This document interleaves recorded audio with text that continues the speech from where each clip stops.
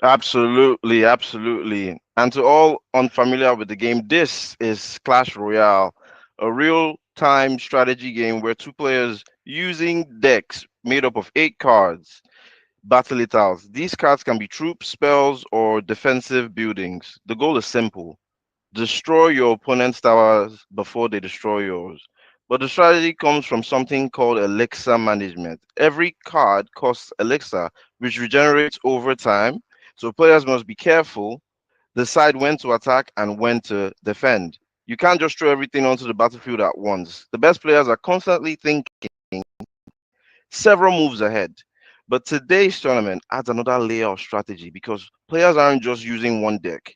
Dennis, tell us about the format we'll be seeing today.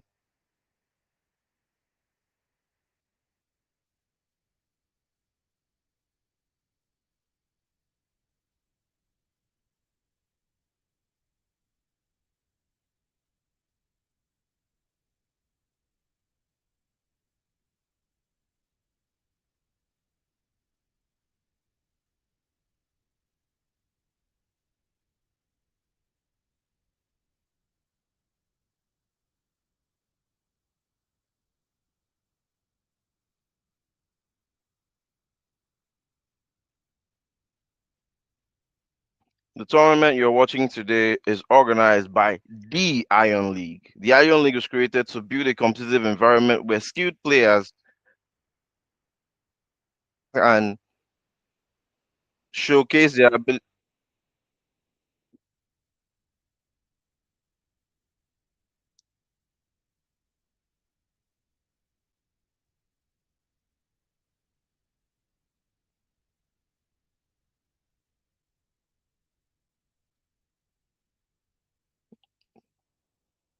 Yeah.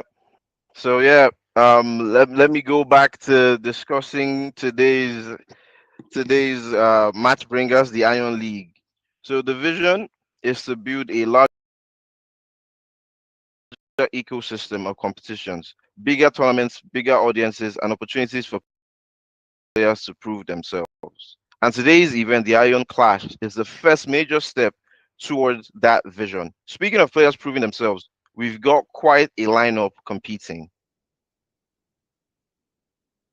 Yep, that's right. Over 100 players registered for this tournament, all looking to claim the Iron Clash title. And we've actually had the chance to speak with several of them leading up to the tournament. And interestingly enough, they all seem to share the same expectation. They believe they're going to win. And that's exactly the kind of confidence you want to see in a competitive tournament. Some of these players have been grinding Clash Royale for years. Others are newer, but extremely confident in their deck strategies. But once the match begins, confidence alone won't win the games. Execution is what matters. And that brings us to something Clash Royale players are always debating: the meta. Or you can call it the strategies and cards we expect to see the most today. One deck we fully expect to appear multiple times is the classic hog cycle, especially variations of the famous 2.6 hog cycle deck. 2.6 being the timer it requires to refill.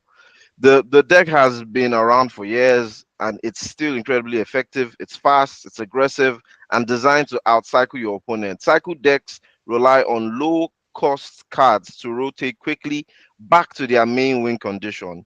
So instead of waiting to play your win condition, you're constantly getting back to it faster than your opponents can defend.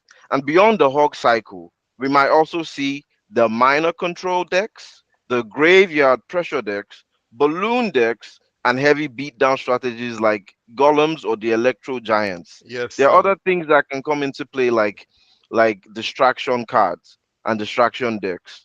What Mhm. do you think about this, Dennis? Oh yeah, it's gonna be crazy today, right? We're gonna see a mix and matchup of different decks, ranging from the team decks, like I know Chris mentioned a while ago in our last stream, that some players like to have team decks, right? Some people like to go with just goblins. Some people like to go with just skeletons. Some people like to go with all the smaller size girls in the game. It's insane what you see people mix and match up on their decks just to have a bit of a theme, right? And it's also more beautiful when you see those team decks actually work out and decimate someone, right? Imagine being decimated for a deck made up of just goblins or made up of just barbarians. It's crazy when I see that kind of stuff. And speaking of decks and matchup, Chris, what do you think we're going to see today regarding tower troops, right? Do you think it's all going to be just the regular princesses? Do you think people are going to pull out some cannoneers?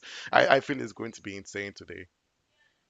Well, I expect to see a whole lot of different kinds of tower troops, and thinking about the older players, not the newer ones who've been grinding and grinding at this game. They surely have earned their trophies and their crowns, and they've updated and upgraded all their troop decks, all their decks, and we surely will see huge diversity and range with the troops, tower troop spells. Oh, I'm really looking forward to seeing evolved and hero players on the pitch today. Oh Yeah. yeah, I look forward to it. I see our match is gonna start in a couple minutes, so just so I and Chris don't bore you with so much information, there's just one thing I want to let everyone know that's watching the stream right now. There's something that we in the Ion League community want to give back to everyone that wants to join us and watch the stream today. And it's very simple. We are going to be doing something really, really cool. We are going to be doing a giveaway for every single stream day that we have this stream till the tournament is over.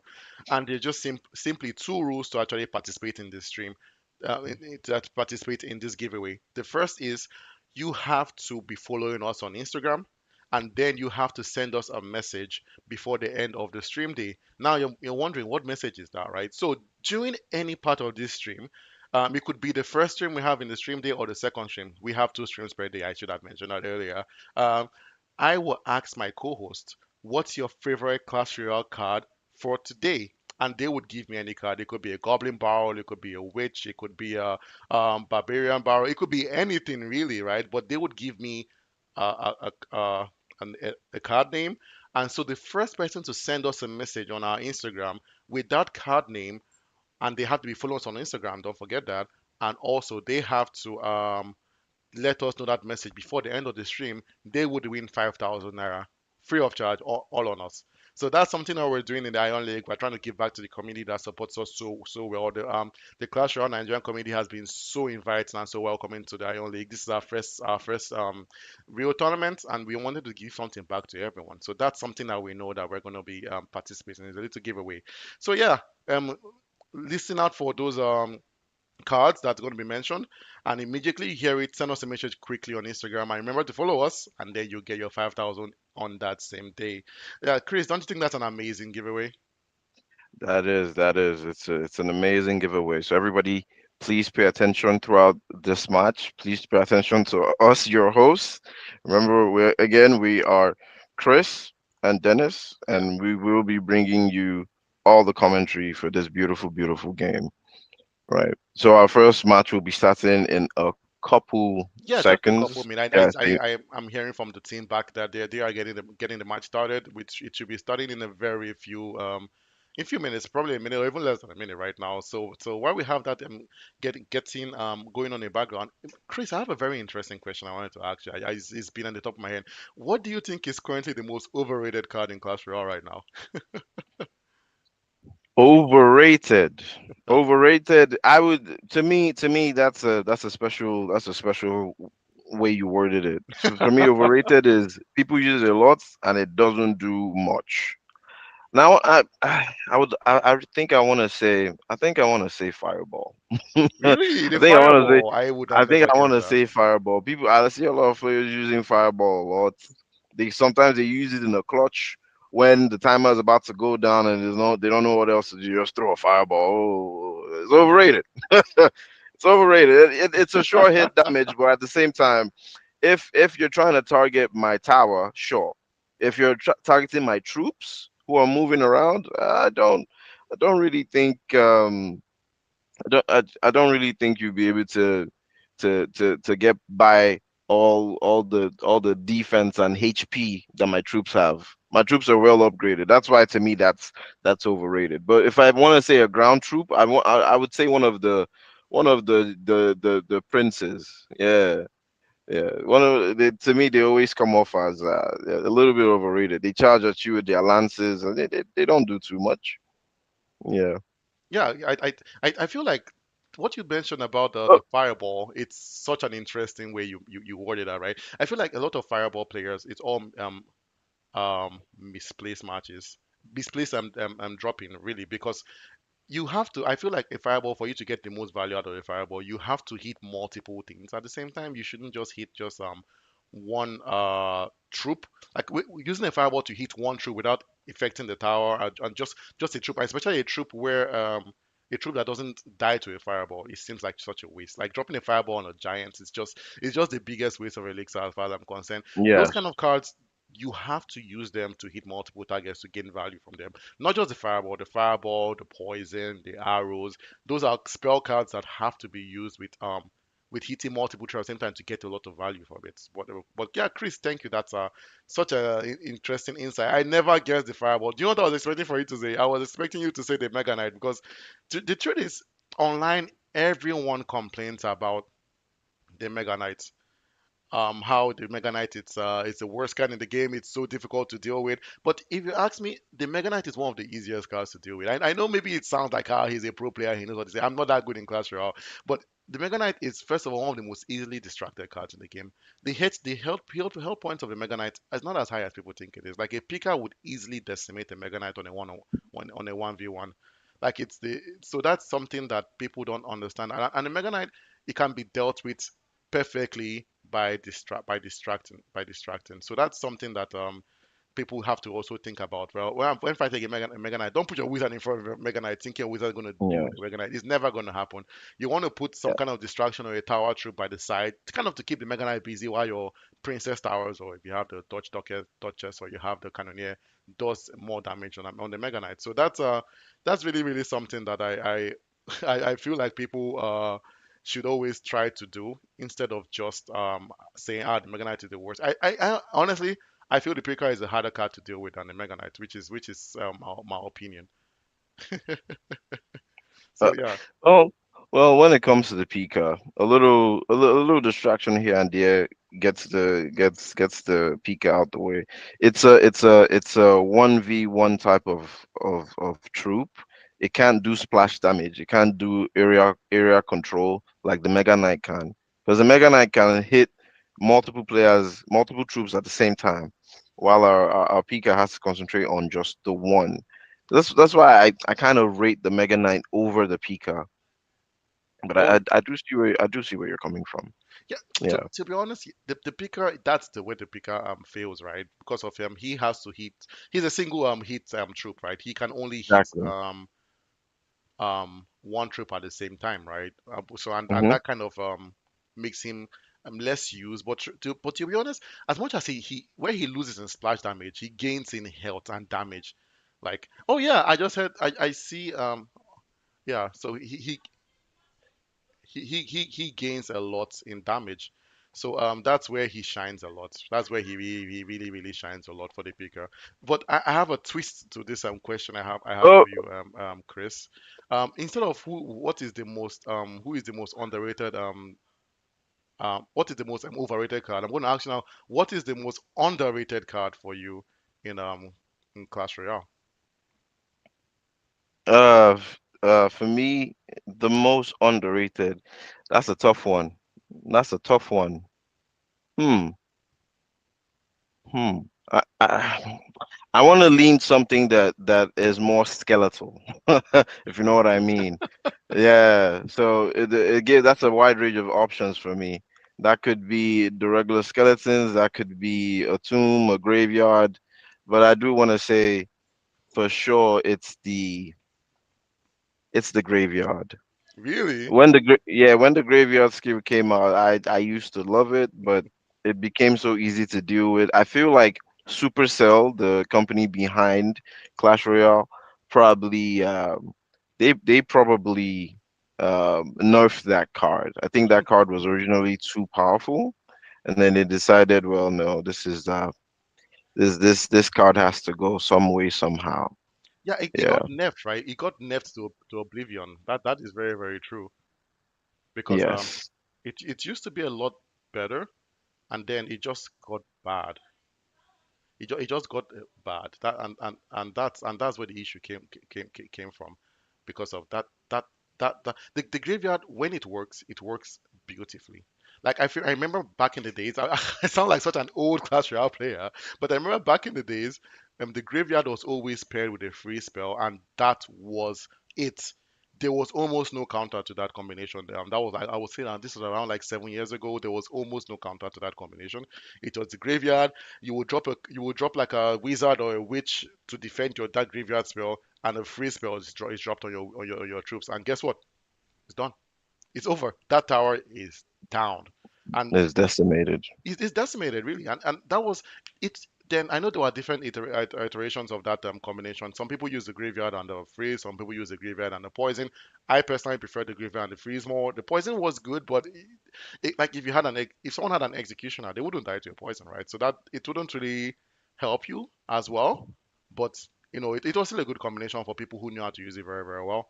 But I feel like the graveyard and spill was a good third combination, and it was one of the first combination cards before the lumber loon, before the what else was there? The lumber loon was lumber loon. I have to give it to the lumber loon though. Before I even digress, the lumber loon is the longest standing combination ever in Clash Royale. You can quote me on this any day. The Lumber Loan has been going on for about 6 years now, and it's still a problem. It's still a problem to this day. It's insane how that card is still being is very difficult to be dealt with. Like, what other combination cards do you know, Chris, in Clash Royale?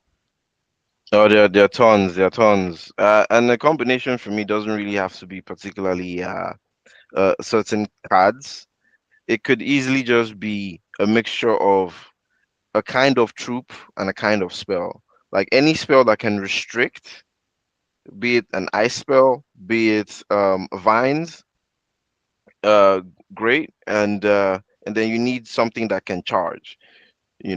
So you can have the hog rider, the royal hogs. In fact, now that I think about it, a lot of cars that charge at people are hog related. Yeah. Or you can have our suicide bombing skeletons. I love those guys. Yeah, as long as they run towards the towers, it's yeah, they do their damage, and if What you is can up with restrict the tower members, it's fine. What is up with Supercell and skeletons carrying bombs? Like, it's a bit funny if you think about it, It right? it it it is. It is. It Like, you is. have the giant skeleton that Uh, when he dies, he carries a grenade, right? That blasts yeah, he people has a into flame. backpack with the bomb inside. Yes. Exactly. You have the two skeletons that the bombers, right? You have the bomber, you have the skeletons that run. What is up with Supercell and skeletons carrying grenades? It's even the Yeah. balloon is basically a skeleton dropping grenades from it. Yes. Then It's a there's a little bomber that throws the bombs at you. Yes, You there know. is. Like I feel it's a Yeah. bit of a something something behind it. Yeah, those wall breakers though, yeah, they can be menacing. They can be menacing for sure. But at least we have guards. They compensated for all the skeletons they put with bombs with our guards. The guards are the only skeletons I know that have shields on and armor for a little bit of protection. Yeah, It's exactly. crazy. Maybe the guards, Yeah. the graveyard spell as you mentioned earlier. There's another one I can't remember. The regular skeleton, skeleton, this thing, army when you just drop the bundle, which used to be such a. It's so funny. I really appreciate when I see players that still use the general skeleton army, the scammy basically deck. Yes. It's because it's a card that has with held the test of time without being changed much. If you notice about it, like the giant, we now have the hero giant, so it's better, so it's coming back, right? People don't really pick the wizards and the witch anymore. The pick rates have gone down, but this scammy is a card that has consistently been getting picked because it's a card that when it does well, very well. If you get what I mean, right? Like it does Yes. well, very, very well. But Yeah. also is a card that can be dealt with quite easily if you have anything that has realized remotely splash damage, which I feel most people have something that does a bit of splash damage on their team, really. But yeah, it seems like from what I'm getting from the team, um, that Tony on we had a match between two people and one of them wasn't able to join the match, so we're going to move on to the next match of the day. It's quite Yeah. unfortunate, but we do expect these things to happen. The team has been constantly communicating with all the players to let them know how to get ready before their match, and if you can't get ready, then there's only so much we can do, right? We send videos, we made a video out to let people know to create a duo. So just to let everyone know that as a competitor, please have a dual deck ready before your match. It's something that you need that's very, very important to have before your match begins. So please have that ready. And yeah, we're getting ready for the next match that's starting in 2 minutes. I'm hoping we can show you guys some Clash Royale gameplay soon, right? Everyone's here itching Yeah. to watch some Clash Royale gameplay, and it's something that we really want people to watch. But before we go, before that match begins, Chris, there's a funny question I saw online. I want to see where your head is, right? Your head is for that question. What do you think about Bates decks? Bait decks. Yeah, decks for you know bait decks, right? Like decks that they're more into distractions, like decks that just want to bait you, and not the distraction, right? So they are like the most Oh common bait yeah. deck is a log bait deck. What that means is a player would have a goblin barrel and also have a goblin gang with them. They will drop a goblin barrel at first because they want you to use your log. That's why it's called a log bait deck. After you've used your log, Mm. then they drop like a scammy or a goblin gang or something, and they rush because you're out of splash. Some people only carry the log as their splash, right? And they know, okay, I'm out. He doesn't have any other splash card anymore. So what do you think about that tactic, I Chris? think it's a good tactic. I think it's a good tactic. Yeah. I personally haven't encountered a lot of that, but yeah, it's definitely noteworthy. That's smart. But if the player doesn't have an area control log or fireball or one of those, and they just have a regular troop. Oh, well, Dennis, let me cut you off. We're beginning our first match, our first 1v1 between Alvin and Dada. We're your host again, no, Chris, and of the Iron League tournament. Yes, everyone. The first game of the Iron League tournament we have, it's against Alvin versus Dada. It's going to be great, and I see that Alvin Dada starts already with a bandit, but that wasn't sufficient enough to stop Alvin. Yeah. Yo, yes, yes.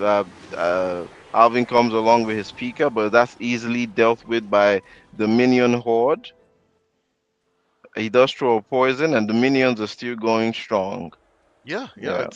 it's insane how the defense from Alvin it's really really top notch, right? He defended that beautifully, but now I see Dada has dropped a princess at the tower and a very wow, that is insane. Did you see that, Chris? Oh That was yes, beautiful timing by the princess to yes. put her cloak on while the the royal ghost came along, and then he couldn't attack. And I've never seen that before. That see, and that's what I love about this Iron Clash time. We are going to experience things, gang, that we have never seen before. Like some tactics are immaculately used here, Chris. It's like now, Chris, we see the Magic Archer is going in. What do you think? Do you think this is going to be a good offense? I'm yet to see a Magic Archer make a huge difference by himself. When he's accompanied, I usually see them make a difference, but by themselves, I've never seen a Magic Archer be able to do accomplish much. And that was clear with the way the minion horde from Dada dealt with Alvin's Magic Archer. And here we have the Royal Ghost again doing his invisible. Oh, and he's dealt with by the Archer Princess once again. It's royalty coming for Alvin right now.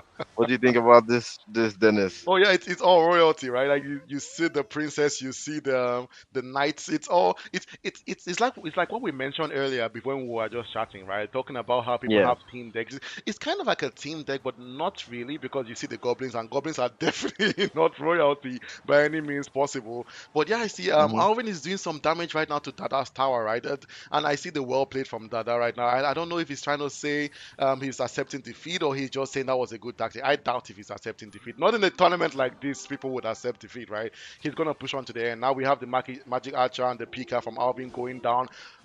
But the Mega Knight is always an answer. Like he's such a versatile card. I know I said he's a bit overrated, but but he's such a versatile card to deal with issues like the a Pika and a Magic Archer coming. But I don't know how Alvin is going to defend against that Prince that's coming, and he did. Chris, I have to give it to Alvin. Alvin's defenses have been immaculate. They've been top notch this whole match. Yes, yes, they certainly have. They certainly have. We've got the timer running out quickly, and we've gotten into sudden debt right now. Yes, and at this point, with the tower's health, I see this match going the way of Alvin. What do you think, Dennis? Well, you would say that, right? But do you see what's coming over that bridge right now? Do you see the Mega Knight coming in, but the minions behind him? It's everyone is defending like their life depends on it today, Chris. I've never seen such perfection, such professionalism when it comes to defend and the evil battle ram. This is one of the most disgusting cards right now in the game, but that was defended very well by that. I don't, to be honest, I don't know who is defending better right now in this match. It's honestly, I think their defense is almost as better, if not if good, if not better than their offense right now. And yeah, I see that Dada is trying to do some damage with the arrows, trying to do some using the spells right now because he has given up on getting to the tower, right? It's impossible to get the tower. Alvin sending the battle. I'm hoping to get to that 417 tower, and he does. Does. Whoa! That was amazing. That was amazing. That I was have to amazing. acknowledge the two tower tactic by Alvin. That was amazing. And just the level of professionalism. Alvin's telling Dada well played, Dada is telling him thanks. I love when I see players that they know that this is not my enemy, this is just my opponent at this point of time, and we're just gaming it out, right? And even if I lost the last match, that doesn't mean I'm going to lose this match, right? It's insane what we're watching right now, Chris. This Yes, match is yes. just So beginning. so welcome to round two of our duel match, and it kicks off strong again. I see they're both doing the double tower tactic. That second deck is looking pretty strong with the free spell and the balloon. Oh, Yes, yes. What do you think about this, Dennis? that was insane right there, freezing the balloon, and I, it's the mind games that's going on right now in this match is immaculate. Oh my goodness, I think that Dada was trying to bait that the firecracker to actually activate his King's Tower, but she wasn't close enough. It missed by a hair to activate that King's Tower, so the King's Tower is still not activated. It's going insane right now. You can see the reaction from Dada. He knows what's going on. He knows what's going on. And wow, everyone basically the towers are basically still in full health. The game is still just beginning, Chris. So we have so much to do, right? They have so much to do right now in this game. It's just starting. I love the tactic Alvin is using. He's defending well. First blood has been drawn again from Dada's tower, and I'm not going to pick any favorites. I always love a comeback. I want to see around three keep this going because they're both playing beautifully. They're both playing beautifully. Alvin's second deck has a lot of goblins. I can see that. And honestly, not going to kid you, Dada's deck is not bad at all. It's really not bad at all. It's just Alvin just has a counter for almost everything. He's doing such a good job. Yeah. And I have to say, really, like Chris, well, you are very rare. This Dada's deck from his is so different, and you see that the King Tower is activated. I think that's the issue with the Firecracker. An amazing card is just that ability to activate an opponent's King Tower is always a problem. And just like I mentioned earlier in the stream, Chris, using a spell card like a Rocket or Fireball, you have to get some value when you decimate not just the tower, but some other cards as well. You see how he was able to use that rocket to actually destroy the witch in the same process, take a lot of health from the tower. That was amazing gameplay by Alvin right now. Very, very smart. And then with the Goblin Barrels already on the tower doing some damage. The Goblin Barrel is such an annoying card, especially when it checks out. You have to deal with that card immediately. I feel like that Tesla was also a misdrop because the good thing about the evil Tesla is that he has this range that he this range that he brings out when he gets dropped, and you really want to time it perfectly to actually hit the opponent's card. But you can see there was a bit of a misplace when that was dropped there. Now we're in overtime, Chris. This match is looking hot as ever. Yes, it is. It is. The two towers are almost at the same health, just a couple HP away for the both of them. They're going hard, and Dada is trying to come in strong, but this evil firecracker is doing a whole lot of damage at the back. Honestly, I feel like Dada's tower has been benefiting from his king tower being activated, and the defense has just gotten better since then. You Oh know, yeah, but it's over. It's but over. but if that didn't happen, maybe a difference might have been made. The Tesla is about to go down, and nothing can stop the balloon. Nothing can stop the balloon, Dennis. Oh Dennis, no! let's Oh see how no! this goes. What? What? Oh my! I did not. That is insane. That is Yes, insane. yes, That and is and like insane. I wished for, we're on to game number three of our first match. This has been a beautiful first match, and now we're going to have our tiebreaker. That's Yes. that's wonderful. Big ups to Alvin though. What just the smarts to be able to not give up. Like he and he also tried a lot. That he but Dada with the balloon and the freeze at the end. That was so amazing. That was such Yeah. beautiful placement right there. And now when game number three, everyone's deck completely different as you mentioned. You notice none of the cards from the previous deck have been represented in this deck. I see Dada is right now carrying a Hog Rider and a goblin. So what's interesting about this new Dada's deck is like it looks like this looks like someone's main deck. Like this is a very common deck that I'm seeing right here. I feel like Dada saved the best for last, but now you see the goblin already, the sneaky goblin. So, no, sorry, I said the goblin, the golem already at the tower doing some damage, right? And it's interesting when you Yes. see a golem out this early in the match, right? People try to save the golem for the end of the match, but for Alvin to bring it out, Alvin is not backing out. He's pulling out all his cards early. He's like, I must get this win. This is the final round. No one is trying to be logical. Everyone is just throwing everything out there. And he also has the right now the Goblin Hots right now, which is one of the best cards in the game right now when it comes to defending the Hog Rider. And as you can see, he's doing a great job holding it down. Right now, Dada's tower at 526, Alvin's tower at a 1517. Chris, this match is looking amazing. Yeah, I've noticed Alvin has been having elixir overflow for some time now and not deploying. I don't know if it's patience. I don't know if it's hopefully not network difficulty, but he's putting off a good front. And I think this was his initial plan with the golem. It was to have the golem distract, have everybody focused on him while he comes from the back. And I see Alvin. Alvin has one tower down. And we only have one more minute in the game. We're going into Elixir Overflow, and things are going to get heated very quickly. On Um, to uh, you, Dennis. so Chris, I feel like this was a very bad matchup for Dada. Do you know why?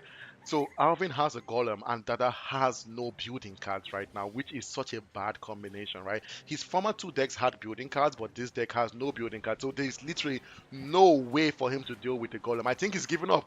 It's over. Wow. That was an amazing play by Alvin. Alvin utilizing the golem to this highest potential right now and getting a three-crown victory against Dada. Yes, Gameplay. yes, yes.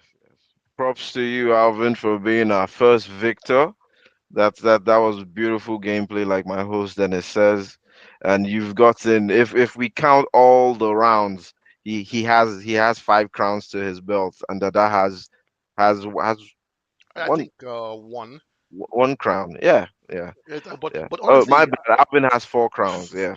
I You have to you did a say great job. Dada's gameplay today was still top notch. It was still very, very good. Like you can see his defense was amazing. His offense was amazing. I feel like that last matchup where the golem was out and then he didn't have any building cards to defend that golem. I think that was where the problem came in from. If he had a building card, I feel he would have had more of an answer to that golem, right? The golem had no answers, right? And all his cards were like they didn't do much damage. But the issue is this: Dada actually had an Infernal Dragon, right?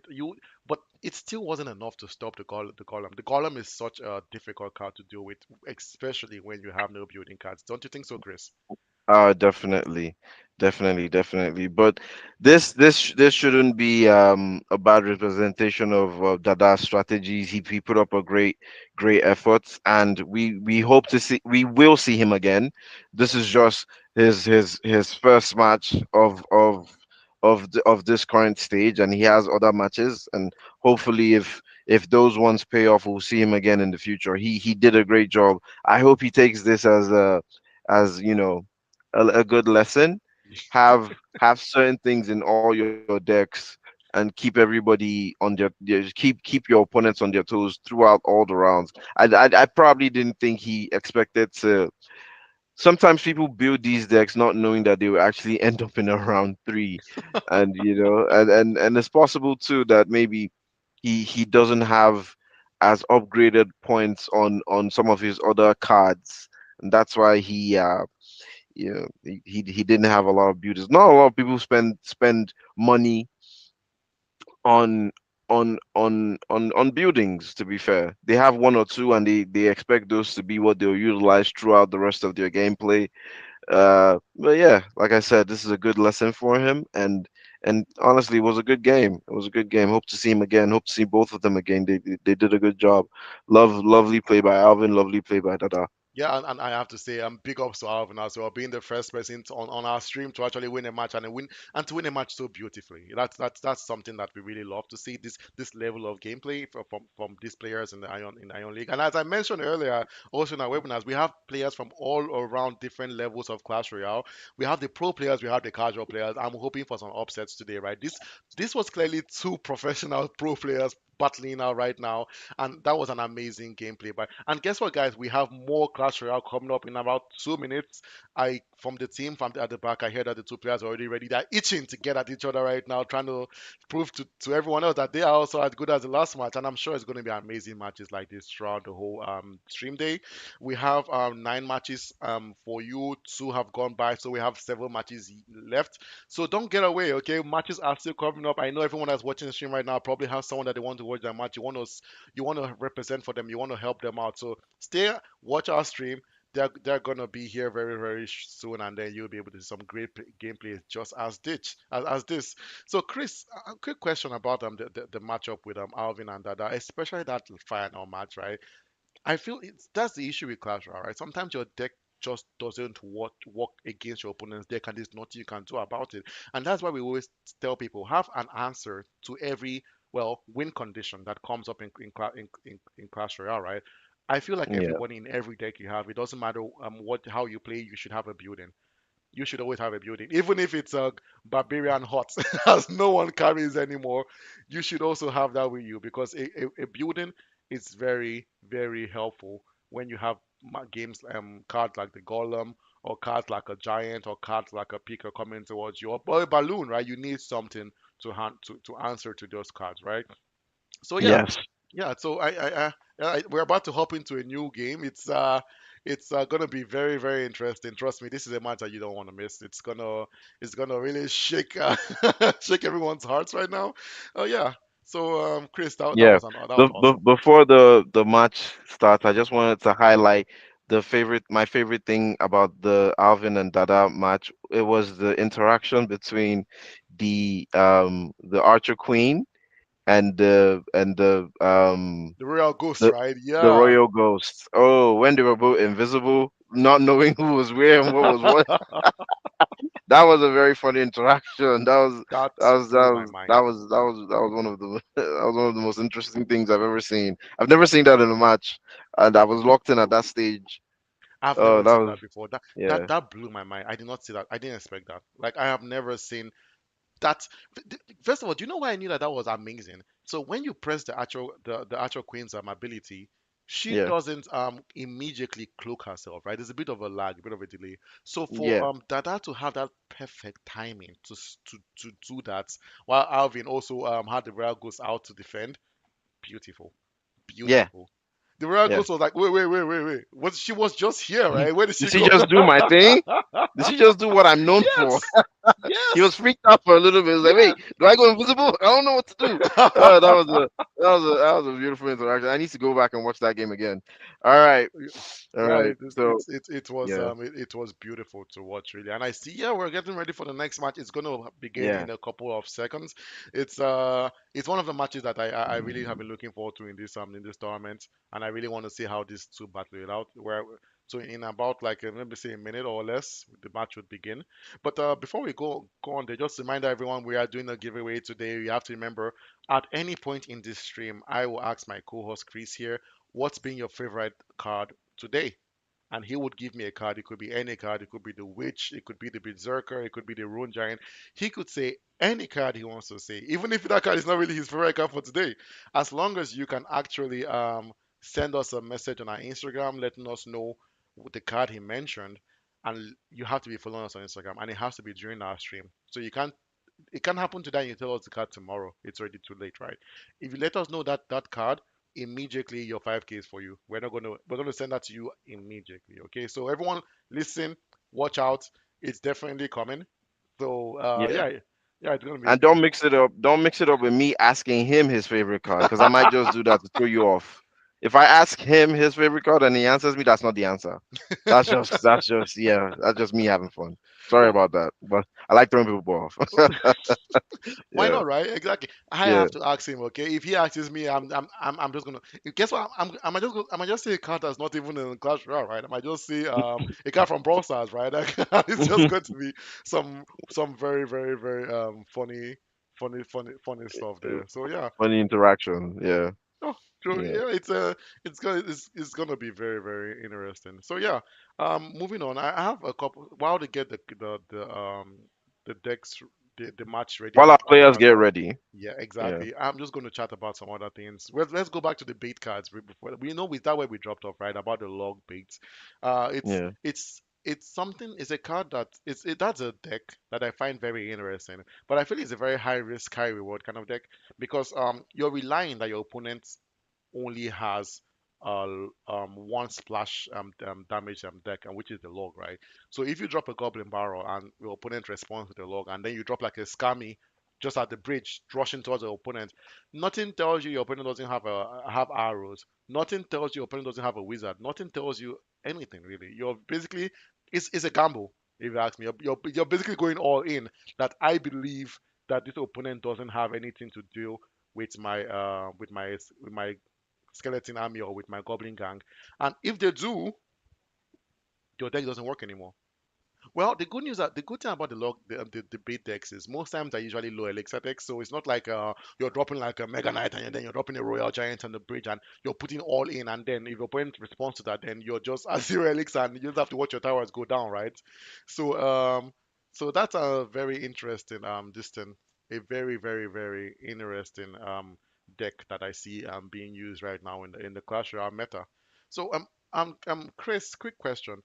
What other kind of decks do you see right now going on in the meta of Clash Royale?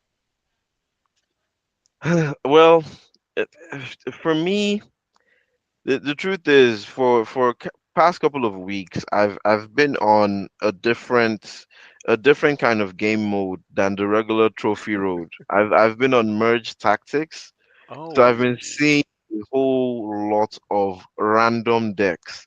I don't know if you're familiar with the merge tactics game mode, but what basically happens is as as the as the game presses on, they give you options to randomly upgrade your troops. Like you could have a dart goblin that shoots out sparky sparky bullets.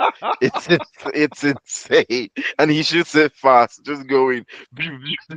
Oh, That's that it's that a that does that doesn't sound yeah. like a good time. It does not sound like a It's good time at all. it doesn't sound like a good time until you see what you get. You have to choose between options, and it's been I've been seeing a whole lot of people using the Mother Witch. I know it's not a super popular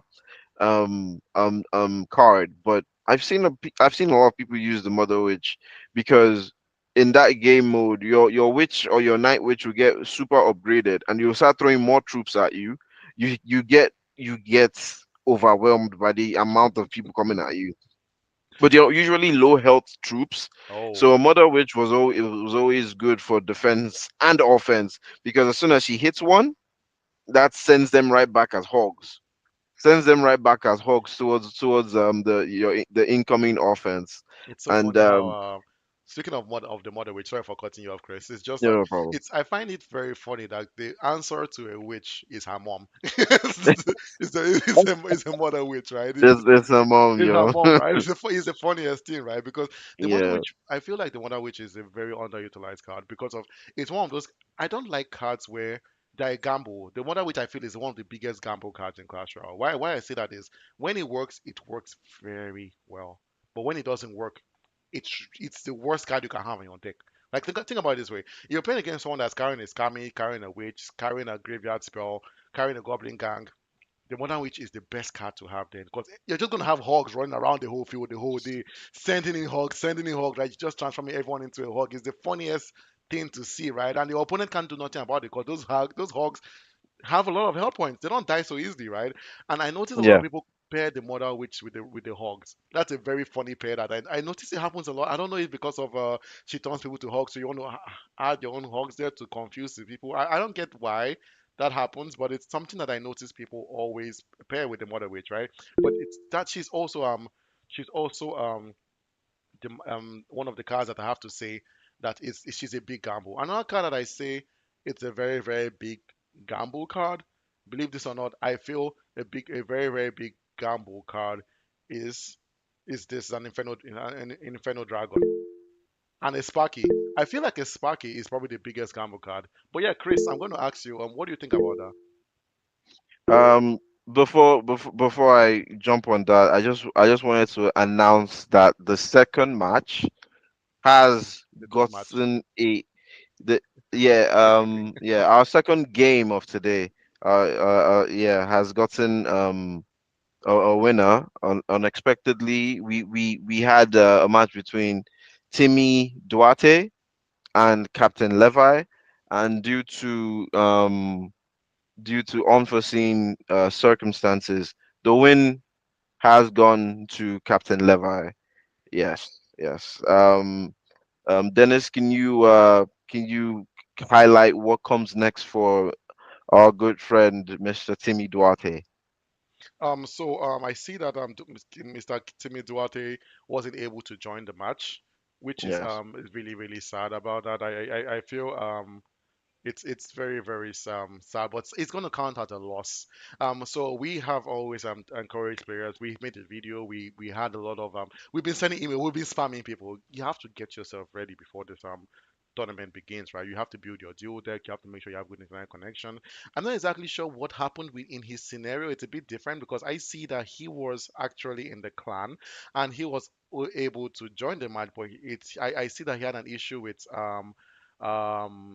his not his king tower being too Yeah, yeah. low, which He which had is some tower deficiency requirements. yeah, which is Yeah. surprise. I've never heard of that before. That is something that I did not even know existed in It it Clash might Royale. it might be a trophy difference. It might be Captain Levi was way too high, and and Timmy was way too low. Because sometimes what the game does is it tries to balance it out. But it's You a know, you could friendly have. battle, so that's why I'm a bit Mm, perplexed about that, right? It's a if it's as a tournament or something else, right? Then it's all good. But friendly battles, everyone's in level 11, right? All your troops or your cards, everything, your towers are all level 11, so that shouldn't be an issue. So it's a yeah, tricky one. it really shouldn't be. Some of our some of our administrators will reach out to Timmy to see if this problem can be solved because, like you said, it is tricky. This is the first I've heard of that, and it's unfortunate. But we'll reach out to him. He did show active participation. He was eager. He was excited. He wasn't enthusiastic, and he has been chatting on our platforms. So it's unfortunate that he couldn't join his match for whatever reason. But like I said, our administrators will reach out to him and make sure he's not too upset and if he can keep participating, right? We might Right. have to reshuffle around and look through who all our current participants and see if maybe we'll pair him somebody closer to his level, just in case that's really what was going on there. Maybe it was too much of a level difference. If not, it's probably a technical issue on his side that couldn't be explained, and worst comes to worst, we might have to reach Supercell. Send them a very strong email. Say, A hey, very strongly worded this email your because game. yeah, because there's money on the line, right? And it's not something that you want to There is. have technical difficulties with, especially when it's something that's not your fault. You know what? Maybe Timmy wouldn't be taken as a loss. We're going to have to do some rescheduling for Timmy just to make sure he participates because I feel it's not fair. And we are the Iron League. We believe in fairness as I've maintained here. So maybe we'll Yeah, reach out to him. So Timmy, if you're listening out there, we're going to reach out to you personally to see yeah. how we can reschedule a match for you and we can figure Mm. out a solution together, right? We This I this we is this will definitely be a window for Captain Lever, correct? Oh yes. Well, not quite. We had to make some quick adjustments right now in the clan because I see that the next match also one of the opponents is not available for that match, so we merged that match up with Captain Levi. We're gonna update it on the schedule. We have our guy Okay. right now on the website at the background. He's gonna be working on that. So it's gonna be Captain Levi versus Ohimai, which is kind of not exactly in the schedule right now, but that's what we're gonna go with. Just so everyone is entertained, right? We don't want to keep everyone watching right now just listening to I and Chris go on and on and on about the kind of cards you like and the cards. That's not why you're here. You're here to see some Clash Royale gameplay, and we're here to give you that, and we want to give you that. So don't worry about it. We're going to hop back in the game. In 2 minutes, we have another match happening. And it's going to be a sweet one, right? These are two players that are in the top of their game, two professional players, and I'm sure they're going to give us something to clap about. Just like the last match against Alvin and Dada, Yeah, history making. That match was amazing. I loved every moment of that match, and I'm sure that this is going to be just as epic. Chris, don't you think so? I do. I definitely think this is going to be another exciting one. Captain Levi is super eager, and also I love his gamer name. That's one of my favorite animes out there. Captain Levi is one of my favorite characters in that anime, Attack on Titan. Please watch it. This is not a promo for Attack on Titan, even though it is. Yeah, I encourage everybody to go and watch good fiction. If Yeah, if good Captain quality Levi fiction. is as good Yeah, as Captain Levi in Attack on Titan, then this is going to be such an easy win for him. It's going to be a breeze, honestly. because in Captain Levi from Attack on Titan, he is crazy. But we're not here to talk about anime, okay? We're here for some Yeah, Clash yeah, no, Royale. no, no, Okay, no, no, we no, don't we don't want to digress, right? no. Uh, yes, Oh yes, yeah. So yeah. yeah, it's gonna be amazing. The match is gonna be beginning in 1 minute. Is so everyone that's watching this right now, we are about to see something epic. We promise epic all the time, and we always try to deliver in the Iron League, right? So yeah, it's about to. I am looking right now. Yeah, it looks like it's about to begin. It's about to begin. It's gonna be Ohimai against Captain Levi very very shortly. So yeah, we're looking forward to it, Chris. I enjoy Ohima's gamer name too. It seems like a blend of his name and oh my. Oh So my God. throughout this game, I might just be calling him oh my. It's honestly, I don't think I'm pronouncing them correctly, but yeah, I see the Yeah, match has begun. Let's go watch that match right now, yeah. everyone. So welcome to game two of the Iron League tournament.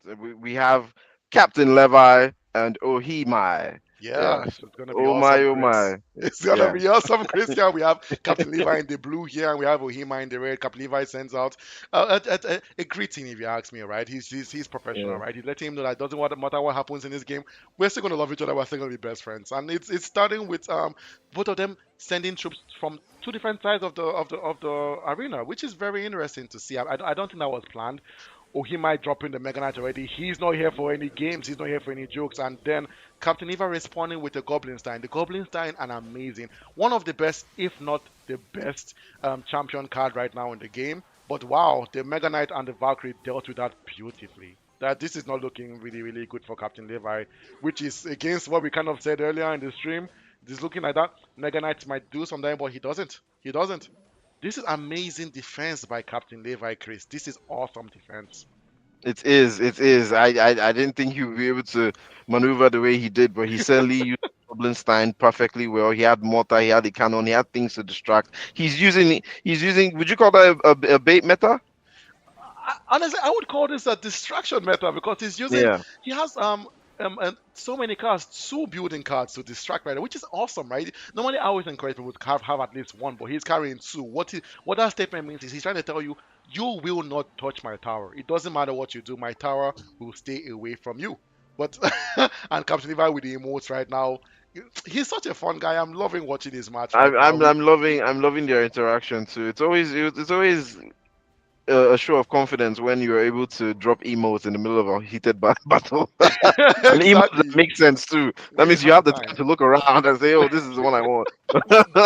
We have the evolved Mega Knight right now with the Valkyrie in front. Very interesting placement by Ohima. You normally would see a Mega Knight in front and then the Valkyrie at the back, right? But I guess he's trying to shake this up. I'm not a professional player by any means, so maybe there's something that he sees I'm not seeing here, and that's what I was mentioning earlier in the stream, guys. Mega Knight dealt with immediately. It's a card that yes, it can answer a lot of questions, right? But the issue is it doesn't have as much hit points as people think it does, and having to always rely on a Mega Knight for such a high elixir card is very dangerous, right?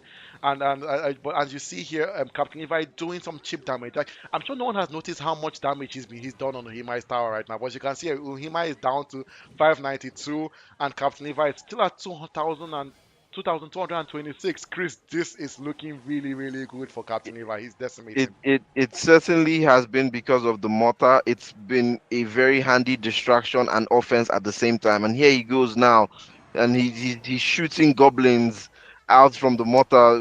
Oh, and one tower goes down. Captain Levi has run one of Omai's tower down. The Mega Knight keeps getting distracted and dealt with. Amazing, amazing And match by Captain Levi. He do with the emotes and everything. I don't know how he's doing this. He's playing, he's dropping the emotes. Like this is a professional player, guy. This is a player that doesn't joke around. This is a He's this is also a very confident player. He yes, knows.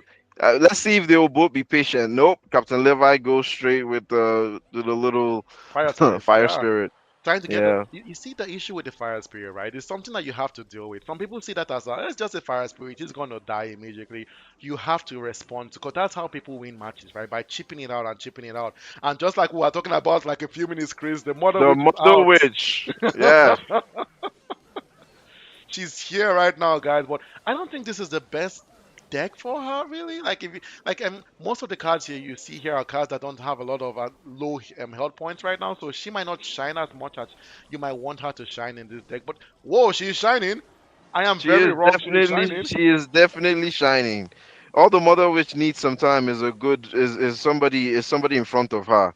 Really. And when you have something like the furnace throwing out fire spirits consistently, she would have enough to use to turn to hogs. It's a good troop. It's certainly a good troop. It's amazing. Oma And is then coming Mega in Knight. heavy with knights, and we see that Captain Levi has not left his cannons behind. He's still carrying distraction cards everywhere. This is wonderful. And here we have the mighty miner again going for the Mother Witch. This time I don't think the Mother Witch is going to do much. Oh, oh, and Beautiful. the mighty miner does his thing, switching towers. Yes, certainly beautiful That gameplay. was perfection by Captain Levi. He activated that ability at the perfect moment, dropping the bomb and moving to the other side. But guys, This game is still just starting, right? Both towers all looking very, very similar in health, and I don't. This game could go to anyone. I cannot say who this game is going to go to, but I think I'm a loss for words, right? Because I just Yeah, say that. Look maybe at we the spoke amount of too soon. damage. I spoke too soon. I spoke too soon. Look at the amount of damage that Captain Levi does to We Ohimai's tower, right? And yeah. I feel like Captain Levi is playing very, very good gameplay. But if you notice something, he's not using as much emote as he was using the first game, because I think this game is a bit more difficult for him. I think that Ohima is playing a bit better this match, and that was a miss Of the snowball. of the I would snowball. have used that directly on the tower, but well, he has a lot of miners. Oh, and one tower is down. Only 33 seconds left to go, and it is elixir overflow. His elixir management has been great, Captain Levi, and he has a mighty miner attacking the prince and switching towers once again. Maybe he wants to go for the double towers in this match, but let's see if we have enough time. He's currently not defending with nothing more than the cannon, Oh, the and that was evil an evil snowball. snowball. That was That did a amazing. great job. The lumberjack is distracted, misses with the rage, and the mighty miner is still going forward. The furnace is still going forward. 4 seconds left, 3 seconds left. This win goes to Captain Captain, Levi for amazing, sure. amazing by Captain Levi. That was insane. 2 games straight to Captain. He proved to everyone right now that just because his last opponent wasn't there, he still deserved a win, and that is what he Yes, showed everyone. That was amazing gameplay, Chris. That was that was beautiful. insane. That was Whoa, beautiful. That was whoa. beautiful. Captain Levi Nothing I showed can us say. why he is the captain. He is the Nothing I captain can now. say. That's the captain. Salute, salute. Nothing I can say. That was wonderful. GG's to Captain Levi. GG GG's, is the yo. captain. And guys, just like we mentioned, right? It's been Uh, epic, epic gameplay and matches so far going on on this stream. If you're not in this stream right now, where are you? You should be here right now, cheering for your team, watching Nigerian professional Clash Royale players battle it out right now in the Iron Leagues arena. It's been awesome so far, Chris. That was an amazing match by Captain Levi, completely decimating Ohimai. But still, honestly, I have to give it to Ohimai. His gameplay was very, very good. It wasn't like a thrashing like Captain Levi just decimated him completely. Like the first game didn't. None of the games went to 3 towers, right? It was all 1 tower or 2 towers for oh Captain yes. Levi. So if Yeah. you think about it, very, very well, Ohimai also stood his ground very well. I have to say big ups to Ohimai. You killed it, right? Your defense was really, really good. It's just maybe your deck configuration wasn't just matching very well with Captain Levi. I know that in your next match coming up very, very shortly, soon, Ohimai, you could still do better. It's not late. Don't give up yet. The Iron League matches are still on the way. They're still going on, and who knows what you're gonna do next time you come in here. You are going to kill it. So yeah, big ups to Ohimai. Big ups to Captain Levi, who was insane. That was one of the best gameplay I've seen in Clash Royale in a very, very long time, Chris. Don't you think Yes. so? Yes, yes, and also great sportsmanship by both of them. Um, I love when people use emotes and they don't mock their opponent. So Yes. that was great sportsmanship by Captain Levi, keeping it professional, keeping it friendly, and also the acknowledgement by Ohimai at the end with the well played emote quote. That was it's great to see people being friendly with each other, even though this is an aggressive sport. It's a little bit aggressive, you know what Yeah, I'm yeah, saying? honestly, see, I have been a victim of people using that crying goblin emote, and honestly, I'm ashamed to say it. I once threw my phone because of that emote in Clash Royale. That emote, it pushes a button that I don't know. I didn't know I had that button, but it pushed it right there. And it's more annoying Uh, when you're trying your hardest. Maybe your opponent's tower is like 20 hit points left. You're sending everything, but you just can't get that last hit, right? And they're just sending the crying emoji. They're sending the little prince laughing at you. They're sending everything. The most disgusting emotes out there. And you're like, why? Why do people do this to people? Like it's not. It's not fair. I feel see, it's not fair, honestly. And but there's nothing more satisfying than when it's someone not is just sending that emote towards you and then you still win the game and then you can send that emote back to them. It's the uh, most fun thing in Clash Royale. it's horrible. It's horrible. The one I actually hate the most is when people are sore losers and they send the chicken one. I don't know if you've seen that Oh, one. I've The seen little that. chicken just screaming at Just you. It's I guess yeah. I I notice hate that one, people especially always when I'm use beating that. you. I'm beating you. You're still sending emotes. It's like I'm why? getting Nemegi. What's wrong with you? like it's and I notice people usually use that emote when you have a Mega Knight on your deck or you have a Boss Bandit. People call those cards cheese cards because they believe that if you use those cards, you're a player without a high skill level. But I feel like if you can't defend those cards, you are a player without a high skill level. Every single card in Clash Royale is balanced as far as I'm concerned, and it's all defendable. Yes. You just have to know how to defend like me. Whenever a player uses so my deck in Clash Royale has no answer for a Sparky. I should do something about it, but I don't. So whenever my opponent has a Sparky, I know I've lost the game. Like I don't even. I'll try to use what I have, right? Because my deck is kind of like a witch, a wizard, a barbarian horde, a mega knight, and like a poison, a log. But those none of those are answers to a Sparky. Like a Sparky, you need an electro wizard or you need something that can zap him or a zap, right? To stop that to start the recharge again from beginning. But I don't have that. So whenever my opponent has a Sparky, I still try to defend, but I lose. But I'm not salty about it. I don't put the whole chicken emote or something, right? Because just because I couldn't defend my opponent's deck, I just take it. I'm like, oh sure, I lost because my deck wasn't well equipped for that kind of deck that my opponent had. And that's what people have to understand in Clash Royale. Sometimes you just lose because your deck isn't good, and sometimes you lose because you lost. Really, sometimes you lose because you lost because you tried your best, but you just weren't having proper placements. You aren't dropping the right cards at the right moments. There are methods of reasons why people lose in Clash Royale, Chris, and I feel like we have to just take it with a grain of salt. So what I do now to test myself is something I always do in Clash Royale. It doesn't Hmm. matter if I win a match or I lose a match. I always end every game with a good game. I always send my opponent a good game. I don't care if I was decimated 3 towers down. I send you a good game because you won me and you did a great job and you deserve your accolades. So I'll tell you a good game, Chris. That's just Thank how I am. thank you so much for sharing, brother Dennis. Welcome to my TED talk. It's good, it's good, it's good, it's good. This It game sounds can like drive you, yeah, it can give you tension instead of making you relax. it That's sounds like true. an AA meeting for Yeah, yeah, yeah, Clash Royale Anonymous. yeah. For people Cultural that addicts. people that are going through the struggles of surviving the emotes in Clash Royale, right? Yeah, Those kind of people. for So real, yeah, for real. Ah, God, it's truly wonderful. It's yeah, truly it's wonderful. it's amazing the kind of matchups we have going on right now. I know we have another matchup in the next couple of minutes, in three Yeah, minutes to be. yeah. One of the other fun interactions. Oh no, something I noticed. This wasn't even a fun interaction. Ohima's use of the Golden Knight. I didn't quite enjoy it. I don't know if you remember, but whenever the Golden Knight was out, he wasn't doing his thing. You know his thing? Where Yeah, he runs fast and does a little zigzag tiki taka movement and hits everybody at the same time. He never used it. Every time the knight was out, he was just in his basic form. And there was a time when the mighty miner and the golden knight were hitting each other.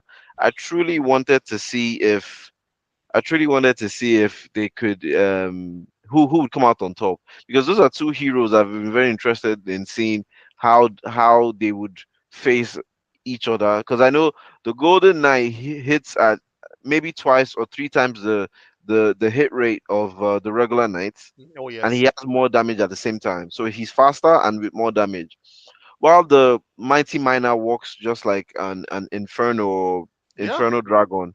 His drill just keeps hitting your life, and it expands more as it goes. But yeah, they were evenly matched at that point. But that was also still the Golden Knight in his base form. He didn't do any of his charge attacks. He didn't do any of his speed attacks. It was the regular one. So yeah, I Maybe he I felt see. that it wasn't a good place to use it because I feel like the Golden Knight, he's really good when you have like like a scammy, right? Like a deck that has a lot of weak cards in it. But he had a mighty miner out. He had what else did he have? I can't remember really. But those are not cards that the Golden Knight ability has very good effect on if you catch my drift, right? Like he's good for cars that are a lot and they would die with one hit, and he just keeps on going until he gets to your tower, right? But those, I feel like maybe it was just a wrong place at the wrong time, really, for me, if you ask me. That is true, but I've also seen him being used. Let me not lie. I've used him as a distraction with that ability, Oh, I see what you because mean. by the time you have a whole lot of offense coming at me, well, sorry, I had to pause there. I thought our next match was about to start. But yeah, when you have a lot of opponents coming at me, Oh, it's oh, starting. our next match is starting. Indeed, we have game three of today, and we have Dan Babaner facing Kivo. Oh, Yes. Kivo, Kiev, I'm not sure, but he reminds me of Keanu Reeves. I don't know why. That's all I think Yeah, about when yeah, when I see that name, right? yeah, But yeah, Dan yeah. Babane in the blue, Kiavo in the red, Maybe it's Kiavo. Yeah, yeah, yeah. Yeah, I don't know, but It this does is going to be an suddenly sound amazing like match. Keanu. Yeah, Yeah, it sounds like Keanu, right? But yeah, yeah, Keanu starting with the hog right on the bats right now, trying to get some cheap damage. Dababa straight to the Mega Knight, right? He's not here to play any games, right? He's not here for any of that stuff. He wants to decimate, and that is his motivation right now. The Electro yeah. Wizard being brought up right now by Kiavo and a Pika. I swear to God, the answer to a Mega Knight is a Pika. There is no two ways about it. That is the best card to deal with a Mega Knight. And just as you saw here, folks, that was amazing. And Who? the Sparky is who- out. But that is very interesting gameplay for Dan Babane to bring out a Sparky when he saw his opponent had an Electro Wizard behind the pickers. He probably was out of options, right? And then Kiavo will easily take the first tower, right? And it's going all bad for Dan Babane right now, Chris. It's just going so bad. I am stunned. Not gonna lie to you, I am stunned. This has been a great gameplay by Kiavo. That Pika was able to take damage from multiple troops for a very long time. Kiavo's King Tower has just been activated by a miss from the Firecracker, so that's more defense for Kiavo. I want to see how Dembele can turn this around. He does still have a Sparky, so let's not forget that he has an evolved Mega Knight coming at him, coming at Kiavo. So Dembele might still be able to do something. The Electro Wizard again tries to face. Oh, and he has placed his Sparky behind his Mega Knight. This this should do a whole lot of damage. Yeah, but sadly Yeah, not enough, right? As you can see, the Mega Knight dealt with quickly with the picker, right? And then the zap to recharge the Sparky's ability for the pick. Honestly, I have to give it to to Kiavo. Dan Babane and Kiavo. It's amazing how well Kiavo is defending everything. Yeah, I see Dan Babane brings out the hero knight just to take the picker away to try the picker, but it was not just enough, Chris. Like Yeah, Kiavo is this is a trashing, and I don't like seeing this in Clash Royale. It's almost sad to watch if you ask me, right? But I feel like everything that Dan Babane has played has just gone wrong. And I feel like honestly I'm hoping for him to do better in the next match because this first match has not just been a great display of his gameplay. Kiavo has had answers to every single thing that Dan Babane has placed. It's sad. It's sad. But I feel like maybe it's just the matchup, right? This matchup hasn't just been yeah, good, right? Having a Pika against the Mega Knight, having the Electro Wizard against the Sparky, like every single card, and now we're counting yeah. down. It's. This It's wasn't a over. good display. It's over. But It's hopefully over. it's not Two over yet. two two crowns to first round is over. My bad. Yeah, Two crowns to Chiavo. Great match. Great. everything. Great Yeah, great everything, really, everything. if Great you ask me. everything. Yeah. It was an I, amazing I match. really want to see Damabane have an answer this time. Yeah. Hopefully, yeah. And you see right now with the Dark Prince rushing out for the Valkyrie, Shish and then the bats out there to deal with that. She should be able to deal with it. Honestly, I feel one of the most underutilized cards are the archers right now. Right now, I've been playing more of an archer deck, and I have to give it to them. They are very, very good cards. Not just for the damage that they give out. It's not a lot of damage, but they are very good for distracting. And I can see Dambebe now has as an archer match, Chris. It's an archer match, right? And we'll see how may the best archers win. Well, they were certainly stopped by these elite barbarians.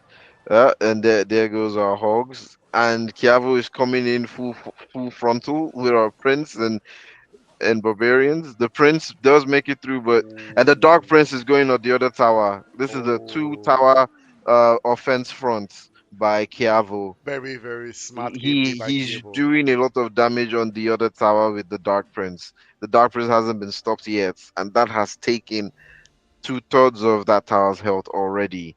Yeah. It's not looking really good for Dan Baba, but I still have faith in him, right? It's not over till it's over. That's what I say. I can Same. see right now, and he's also pushing. He doesn't believe it's over yet. He has the giant in front with the his Valkyrie behind him. But I think that the Picker and the Knight would be sufficient to deal with that. Those archers will not do anything against those two cards. But wait, maybe they will. I think and this is what I love Oh, about the archers. This is what yes. I love about the archers, right? People, it's Yes. such an underutilized card. People use archers. People add them to your deck. They give value. I say this over and over. They give value, and you can see Tampa Bay with the perfect use of archers defending against the knights and the picker at the same time. And then his hogs are out, hogs and bats at the back. Very, very common combo. The hogs are there to Yes. do some damage to the tower, and then the bats are there to also support the hogs. But Oh oh, wow. they'll have an electro giants coming in. But the front tower is out to deal damage to that electric giant. Chris, this is not looking good There is for a bomber doing a whole lot of damage at the side, and he has taken that tower down. He has taken that tower down. Damabane has lost one tower. Their elite barbarians already on the other side. Zap has taken care of the bats. Wow. I feel Wow. like Kiabu Kiavo is has doing had such a answers to everything for from Damba Bene. everything. He just Yes. has answers. It's such a. I feel like I'm going to steal his deck because this is a deck that just has answers to everything. Every single card that Damba Bene has dropped, he has defended beautifully well.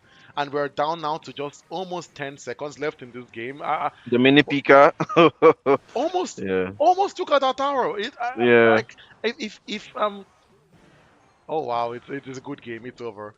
It's a It's good over. game. It was a good, It but that was an was a amazing good game. gameplay by Kiavo right there. Two wins for Kiavo over Dan Babane. That was awesome, Chris. That Like was awesome. Two wins and then three crowns. That was awesome. That was awesome indeed. Good one, Kiavo. If you're butchering your name, I'll be very sorry. Might be Kivo, might be Kiavo, might be Kiavo. That one. Yeah, good game by you, man. Good game by you too, Dan Baba. Hope to see you in the next match. Hope you take this as a lesson. Hope you reevaluate your decks, test it out, play against other people, practice a little bit, so that when you come in the next time, you're more than ready.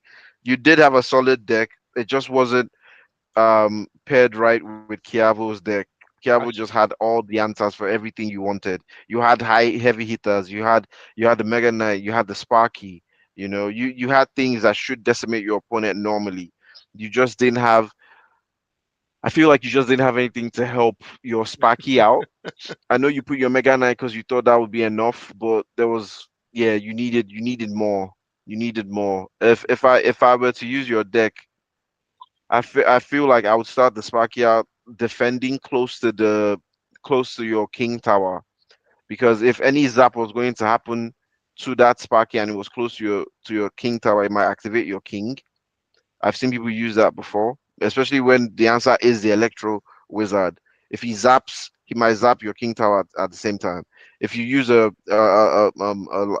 lightning spell, might zap your King Tower at the same time. But I've seen people start the Sparky out more of defense, and then it will slowly build up and move towards the tower it wants to hit, hmm all the way that from is the true, back, Chris. while you place other things in front, just to make sure it has time, it has room, and then nothing else is hitting it. But it being directly behind the Mega Knight, you know, yeah, that wasn't enough. I Yeah, know. Yeah. and just like I, you said, you mentioned Chris. Also, I feel like his placements weren't the best in this match. yes, It's not placement. very common to see a Valkyrie and a Mega Knight moving in forward because then you have you leave it all to the air, right? If someone has a minion horde or someone has bats, you're basically inviting them to send those troops out to defend that. I feel like it was just a bad day for Damba Bane. Also, Kiava, especially in the first match, Kiavo had answers to everything. Like talk about a bad matchup, right? Talk about a horrible matchup. Having the Electro Wizard for the Sparky, having the Pika for the Mega Knight. It's there is no not to sound like maybe a professional player could do it, someone better than me. But for what I'm thinking, I don't think there was any way that that Damba Bene could have succeeded in winning this match, especially with such a bad matchup, right?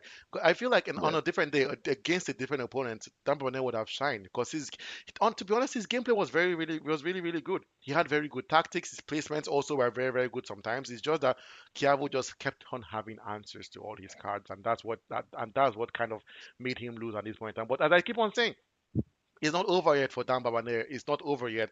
He has another match. He still has the chance to move on to the next stage of the tournament. For anyone that's watching right now that's not sure about what that means, so this tournament we have three stages. Right now we're in the first stage, that is the playoff stage, and then after the playoff stage we would move into the group stage. But to move into the group stage, you have to have won two out of your three games in the playoff stage, right? So this was just the first game, everyone still has two more games. So if they win the next two games, they would be moved on to the next stage of the tournament, which is the group stage. And after the group stage, then we move on to the final stage, which is the knockout stage. That's going to be where the top 16 will battle it out until we get a champion, the Iron Champion, as we like to call it here in the Iron League team. So it's yeah, it's going. That was just a match that I did not know. I didn't expect that match to end so badly for Dan Barbanere. But I do believe, and as Chris keeps on saying, Dan, if you're out there, if you're listening, see this as a learning moment, right? Maybe tweak your deck a bit, maybe make some changes here and there. Try to see how you can accommodate for this to not happen the next time you play. Chris, am I right? Do you think that this should be a good learning moment for Dan? Yeah. Another thing you can do is you can put something that will distract and will take a whole lot of time to defend against. The only issue is most things that have that ability are high elixir Yes. cost cards, you know. Um, a giant is a good one. A skeleton giant is a better one because it will distract, it will attack, and it will leave behind the bomb to take care of anything in front of the Sparky. So Mm, yeah, skeleton knight is a good one. yes. That's a good option. Uh, yeah, but Don't flip. Dennis, what was your favorite? What's your favorite card Oh, that's a good today? question. I have to say it's Colt, the guy that shoots a lot of guns. He's still later. We're just messing with everyone right now. Remember, I have to ask Chris, not Chris asking me. Okay, that was a bait. So he basically used a bait deck right now on you guys. So, but hoping no one fell for that bait. Okay, and yeah, I Yes. see it in the background right now. Our team is trying to contact some of the next players right now. They haven't been able to get a hold of him, but they are still trying. We do see, ladies and gentlemen, people that registered for this tournament. If you did register for this tournament, as much as we're going to try to give you a good experience, you all also have a part to play. Okay, you should also be in the clan before your time for your match. As we say, 30 minutes before your match, you should already be in the clan. And when our team tries to call you, please answer up the call. We're trying to make this tournament a good experience for everyone. We've put a lot of effort, a lot of hard work into this tournament to make sure this tournament is amazing for every single person. So please, please, please, when you have a match coming up, try your best to be in the clan and be ready before your match, okay? And so we can make this an experience good enough for every single person. But yeah, uh, that's Do you remember seeing any hero cards in the last match? oh, that's a good question, Chris. Did we see a hero card in the last match? I don't I feel remember like we seeing didn't. any actually. Yeah. No, no, we did one. We saw one. We saw a hero knight. I kept on mixing up the prince with the knight. I Oh, don't know why I keep on well, doing that, but yeah. well, that's true. That's Yeah, he true. was there, and That's true. he actually used his ability. That was one of the good plays that Dan Baba actually used in during this tournament, right? He actually activated the tower just before the picker hits. He activated his knight ability just before the picker hit his tower, so that the picker looked away and walked towards the knights. That was perfect gameplay by Dan Baba right there, and that's why I say it's not like Dan Baba is a bad player by any means. He is not. He has one of the highest trophy levels I've ever seen. You don't get up there by being a bad player. You definitely cannot get up there by being a bad player. I feel like the matchup was just not in his favor today. I feel like that if it Yeah. was against a different opponent, he would have decimated the tournament, the arena, right? So that's why I say, Dan Baba, if you're out there ever listening, don't take this too hard. Don't take this like, oh my God, I didn't do that great. I feel like it was just a bad matchup. Your next matchup might be a great matchup. You never know. And that's the thing Yeah. about Clash Royale. You might just have a bad matchup that day. Not as much as we all try to have answers in our decks that can handle every single scenario. Sometimes you just can't. Sometimes we only have 8 cards to make, right? Out of 100 and something cards in Clash Royale, we can only carry 8. So there's a high chance, high probability that 8 cannot answer every single issue. So yeah, that's what I can say for that match, ladies and gentlemen. We are looking forward to our next match right now. Our team in the background is getting that match ready. But while we wait, we're gonna just talk about some random things. I and Chris, as we always do, we love I do taking. want to highlight also that we're good with time and on our schedule. Please check out our website at theionleague.net. We have all the matches scheduled, so in case you have a friend participating in this, you can see when your match will be taking place. So yeah, we're good with time right now, and I'm actually very happy with that. Oh, Things are moving, things are happening, things are people are moving. losing and winning, and it's all happening according to the schedule. So yeah, I'm just picking us up for planning well. It's Oh, not easy Oh, we with put a lot of effort and planning Nigeria. into this tournament, right? Like Yeah. we believe it or not, we've been planning for this tournament since last year, July. July. It's been months of planning just to give you guys the best experience in this tournament. We've reached out to many people. We've joined the Clash Royale communities in Nigeria. Different. I didn't even know the Clash Royale community in Nigeria was that big. I had no idea until we got closer to the tournament that we had to make new connections, new friends, trying to remind people daily. We have a what. So just to let you guys know, we have a WhatsApp channel. We have a WhatsApp group chat. We have an Instagram page. We have a Twitter page. We have a TikTok. We are everywhere trying to make sure everyone is kept informed on what's going on about the tournament, about the scores, about how things are being played out. So yes, please, everyone, please follow us on our social media platforms. Subscribe to our YouTube if you haven't already and you're watching this stream. It means a lot to us, and we'll try to give you as great content as we always do right now. So yeah, that's it's going great. I see And please also don't forget to like our stream, like the video, oh because yeah. YouTube has a different kind of algorithm now. If you're not interacting with likes, it doesn't really recognize the view count that much. So please, our Niger brethren, please, sisters, brothers, like the YouTube. Thank you. Yeah. Oh yeah. I'm seeing some comments on our YouTube actually. I should have been looking at that, but I haven't been looking at that. That's my bad. That's my fault. Hmm. Uh, let's read some of those chat, right? So someone someone just said Omo. Someone said Dambaba tried for second round, but not enough. Yeah, just like what I was saying, he tried so well he did definitely better than in the first in the second round and in the first round, but it just wasn't sufficient. It's just a bit sad if you ask me to watch that play out the way it played out because I know that Dambaba that his deck would have decimated my deck. If I'm being honest, as I keep on saying and I keep on repeating, it was just a bad matchup for Dan Baban this time around. And I'm really looking forward to his next match now, even more than Kiavo's match. I'm looking forward to Dan Baba's next one because I want to see how he changes his dual deck. I want to see how he responds to this defeat to see if he's going to make something change. And yeah. That is going to be awesome. It's going to be amazing. Yeah. So you guys keep those comments coming in. Oh yeah, thanks very much. I see someone says, keep the great work, guys. God bless. Thank you so much, Chairman AY. Yeah, we're really trying our best to make this tournament as beautiful and as easy for every single person. Yeah, we as the commentators we have been training for a while right now to give you guys the best commentary we can. We're not professionals by any means possible, yes, but we're trying. We're trying. We're trying to keep you guys informed, and we're trying to make sure that even if you're not actively watching our stream, if you're just listening, you kind of know what's going on. That's kind of been our goal and we've been on the whole Iron team, the whole Iron League team from our from our controller to our admin staff to our website staff, we have to our backups. We're all been putting the effort to make sure you guys have a great experience in this tournament. And what you guys can do back for us, as Chris mentioned earlier, please follow us on our social media platforms, like our videos, subscribe to our YouTube channel, and we will always keep you informed. We believe in information and communication, and we really want people to stay informed with our tournaments. If you're registered for our tournament, please check your emails. We've been getting a lot of people's feedback, people not knowing what's going on because they don't check their emails. That's the only way we can really contact people, right? We have to send you emails. So please check your emails from time to time, especially if you're registered for this tournament, and then we will always keep you informed. So I'm checking from the team at the back right now. Yeah, it seems like yes, it was a match against OG Riptide and Promise Skill, and it seems like Promise wasn't ready for his match, and so the win will go to OG Riptide.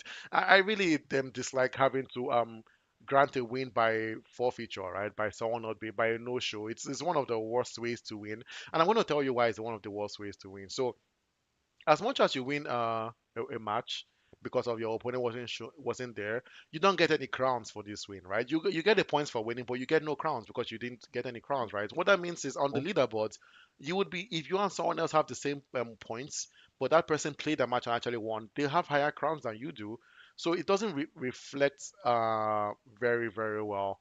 On your skill, right? Because it's not your fault, because you were there for the match, but your opponent wasn't there, and because of that, you didn't get any crowns. So it's so as I keep on saying, everyone that's registered, please try to join the clan when it's time for your match. Participate in your match. You sign up for a match, right? So you should try your best to also participate in it. But yeah, that's my 2 cents for today, Chris. Yeah, and like he highlighted, the crowns matter because although this is a tournament and it has a tournament basis, it does still have a league type of format. So the crowns act like points. If you're familiar with UEFA, I know everybody is, Nigeria brethren. So yeah. So it operates with like a league format. So your crowns are like your points, and that kind of matters with your placement on the table, and it will also matter at some point when we have any kinds of conflicts in wins, that could come in handy, and also replacements for the match setup, that could also come in handy. So yeah. Yeah, yeah, Chris, you're Yeah, very. I see right now. Our next opponents are getting ready for their next match. I think that's gonna hold. Hopefully, so I'm really excited to see that. It's gonna be again. It's gonna be Zuko versus Olaf. Oh, and I like the way Olaf. Because whenever I hear that name, I always think about them. Let it snow. Let it snow. Or is it Let It Go? Oh my goodness, I messed that up. Oh, my it's age is both of them. Don't worry, we're not supposed to be watching Disney Channel movies. Eh? Don't my at age our is age. showing. My age is showing. Until we get picking. Let's leave Frozen alone. Yeah, for now we'll leave it. But it honestly it was a good show. But Or let's for not talk. Habibs, anyone. We're here Yeah, for Clash Royale. We've digressed into anime. Now we're digressing into Disney. Clearly, it shows the kind of people we are. But we're gonna go back to the best Clash kind Royale. of people. The The best best kind kind of of people. people, yeah, the kind of people we don't have as friends. I don't know if I mentioned Exactly. that earlier. This is Chris. If you want to follow him on Instagram, this is his handle. And then I am Dennis. If you want to follow me on Instagram, this is my handle as well. And yeah. So Chris, I have a question for you actually. While we wait for the next matches to begin, it's very fun, interesting. I think you're gonna like this question. What is the most annoying card to deal with in Clash Royale? I want to say Sparky. Thank you, thank you so But by the much. way, our good contestant Kiavo handled it in this last match. I'm starting to rethink it. I'm starting to I'm rethink beginning everything to I know think that about. my hate the Yeah, hate from Spark is a me problem. yeah. It's a me problem. It's because Think it through. clearly that's not Kia's problem. That Clearly wasn't not. Kiavo's problem at all. He saw the Sparky and said, "No, Pika, stay in front."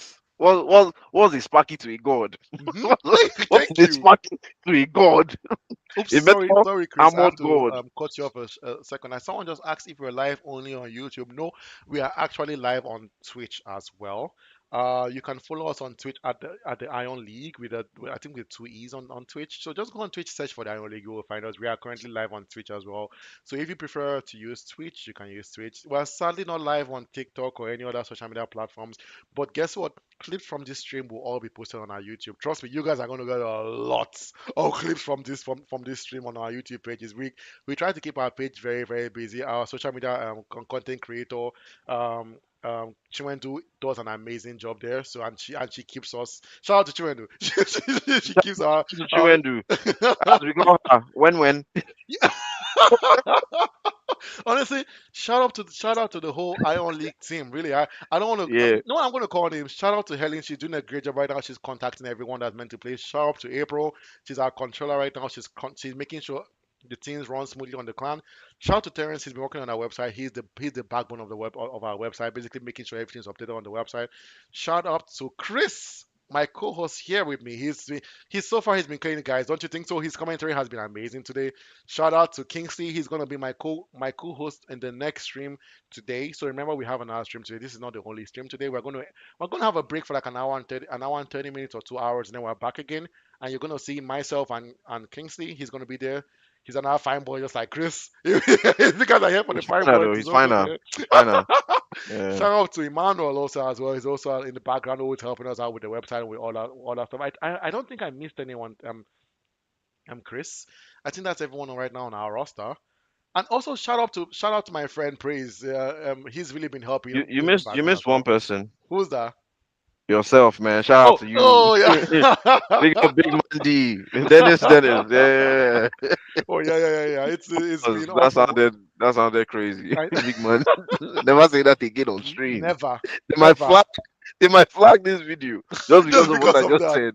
Well, I like how we're No. just having fun on stream. I really hope I'm Yeah. making you guys laugh as you're watching us as well. We're just trying to wait for our next match that's beginning in 5 minutes, and then we would go back to some Clash Royale. But I'm going to go back to that question I asked Chris earlier, the most annoying card to deal with. And I also feel it's Sparky because I feel Sparky should not have the amount of health points that Sparky does. I don't think that's fair. Sparky on his people, yes, the amount of damage Sparky does is insane. Don't get it twisted, but a lot of people don't notice that Sparky is also a tank. Kind of. He's kind of a tank. He has almost as much health points as a giant, if you ask me. It takes a while to take down on Sparky, which I feel is not fair. Yes, it takes a while to charge up, right? Yes, you have those, what, 2 seconds before he charges up, right? Which is too short if you ask me, right? And then he's also hard to deal with. I feel like Supercell, if you're watching this stream, I know you're not, but if you're watching this stream, reduce the health points on Sparky. It's too insane. Another card that honestly, I won't say it's an annoying card to deal with, Chris, but a card that I feel like should not do as much damage as it does. People are gonna hate me on this, but I don't believe the Hog Rider should do as much damage as it does. For one swing of a hammer to do almost 400 damage on a tower, it's insane. It's insane, Chris. It's just insane. I don't know if you agree with me, Chris, on that. Do you think the Ram Rider does more damage than the Hog Rider? I don't think she does. Does she? She Um, does. but guess And what? the worst one is she hits people on the way, But do you you notice know? that she's That's a why you don't less put women. Huh? she's a less used card than the Hog Rider? Have you noticed that? She has a less Yeah, she is. She lower pick is. rate, which makes no sense, right? Because she stuns, she goes straight for the tower. Hog Rider doesn't stun, he goes straight for the tower, right? So why is the Hog Rider picked more than the Ram Rider? Makes no Well, sense. well, well. Let me retract what I said previously. Yeah, I think the Ram Rider, because she stuns other opponents, she probably does less damage on the towers. I think so too. I think so too. Yeah, I think Honestly. if the Hog Rider is doing 400, she's doing like 250 or 300. Oh Yeah. yes, yeah, I think so too. And I think that's one of the reasons why she has a less lower peak rate than the Hog Rider. Chris, there's something we haven't spoken about today. Have you noticed we haven't spoken about win conditions in Clash Royale? And that's something that I noticed that every single person so far that has played a match so far has had at least one win condition in Clash Royale. So for those who don't know what a win condition is, a Hmm. win condition is basically mostly it's a card that goes straight for your tower. It's not a spell card. So a rocket is a win condition, or an arrow is a win condition. A win condition. A giant is a win condition. That a hog rider is a win condition, right? Royal hogs are real conditions, right? Those are cards that go straight for that. Those are a goblin barrel is a win condition. Cards that Yes. their whole job is basically to get to your tower as fast as possible. Those are win conditions. So, Chris, quick question: what card do you think is currently your okay? Let me hear your top five best win conditions right now in Clash Royale. The Goblin Barrel for sure. The Goblin Barrel for sure. The balloon. The balloon.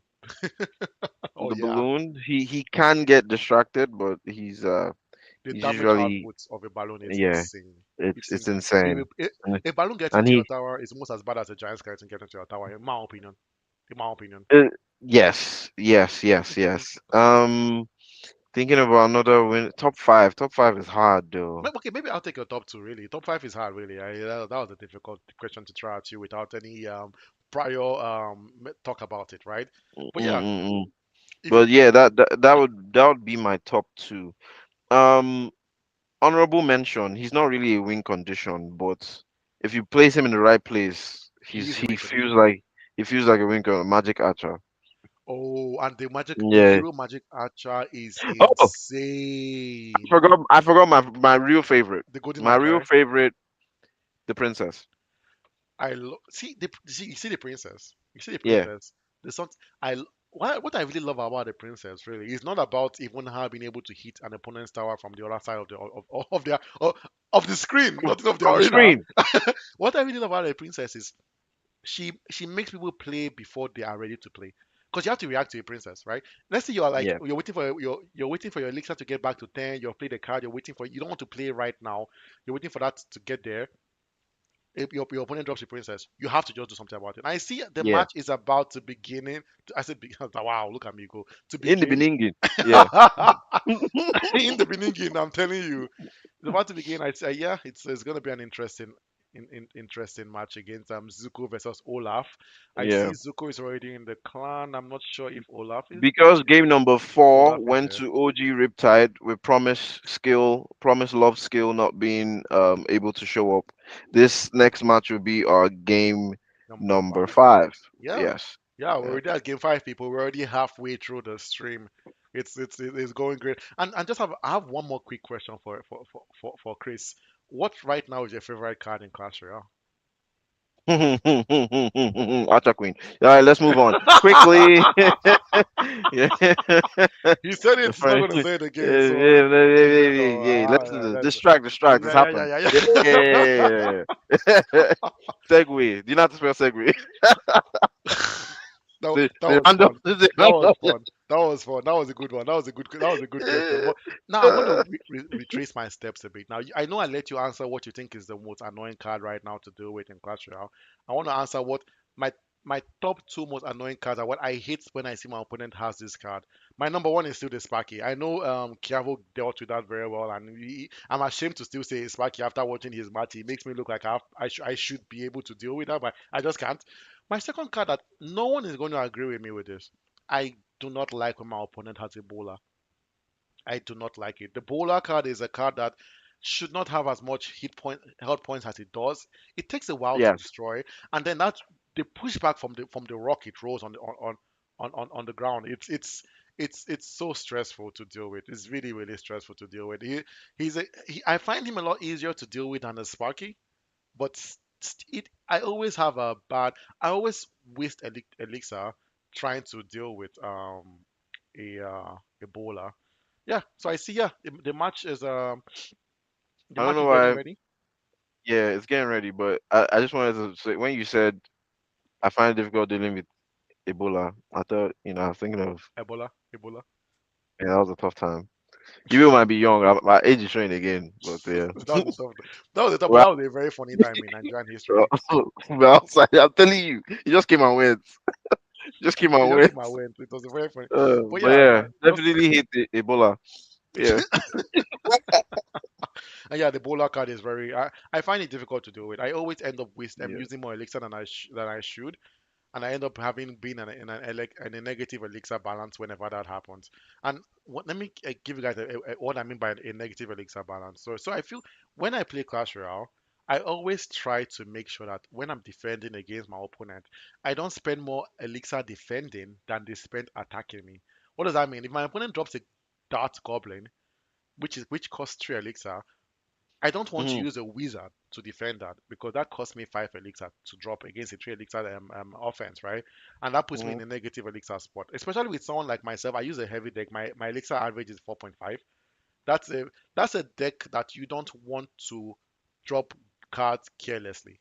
I have to be very very careful with how I drop my cards just so I don't waste elixir. That's why every single one of my defenses the way I play Clash Royale, every single defense I play must become an offense. I don't drop cards to just defend and die. They must also translate into an offense. Yeah. It's just how I play basically. So yeah, Yeah. that's I don't know about you, Chris. It's what's your average elixir for the deck you carry in Clash Royale? 4. 400 dots, really? What's your deck like? Yeah. It's heavy. It's heavy. My main deck, the deck Uh-huh. I use often, heavy deck.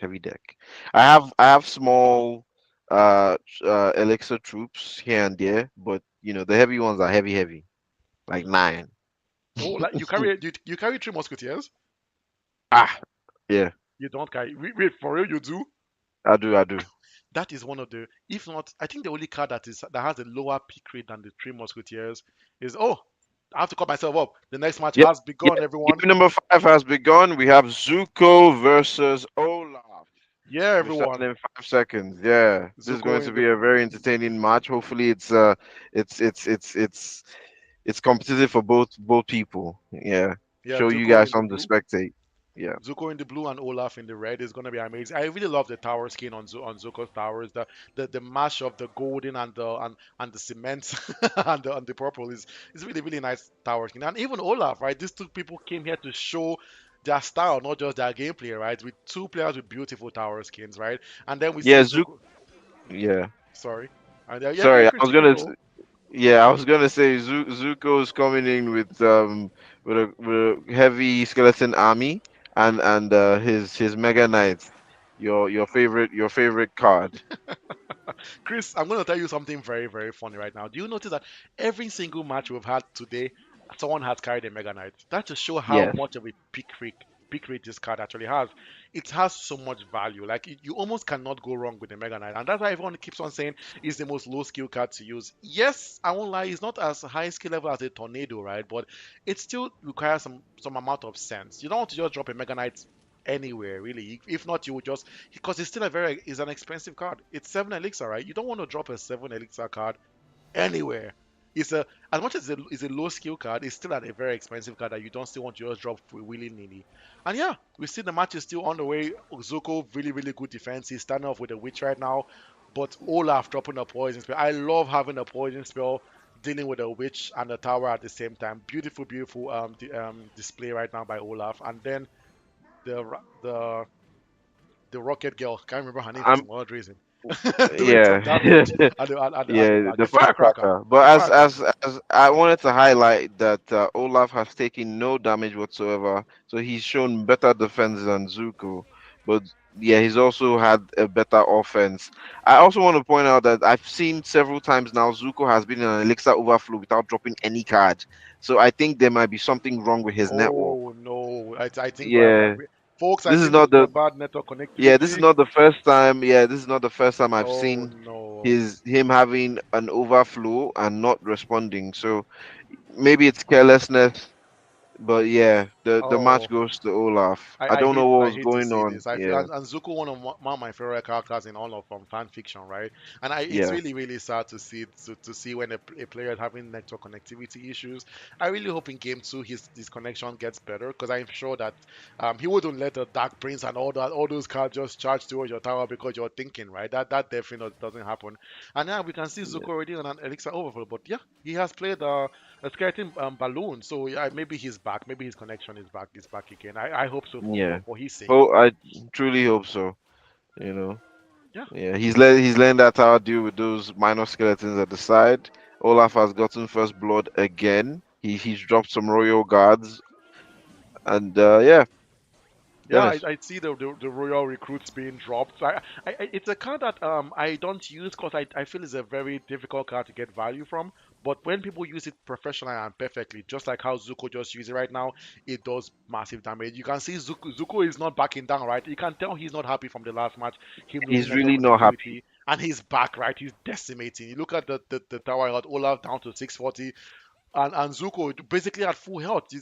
But now I'm concerned. Is this another internet connection issue? Because he's just letting the furnace do some damage to his tower. It I it it, really it might be. I hate to It say this, might guys. be. Olaf has Oh no, we were wrong. We were wrong. He just had a Sparky in the talk waiting to be pulled out. But he should definitely keep something in front of that Sparky so it doesn't waste its charge. Well, he's letting it go. And we see Olaf going for the other tower, letting the Sparky do its thing. Well, oh well, Zuko has dropped the royal recruits once again.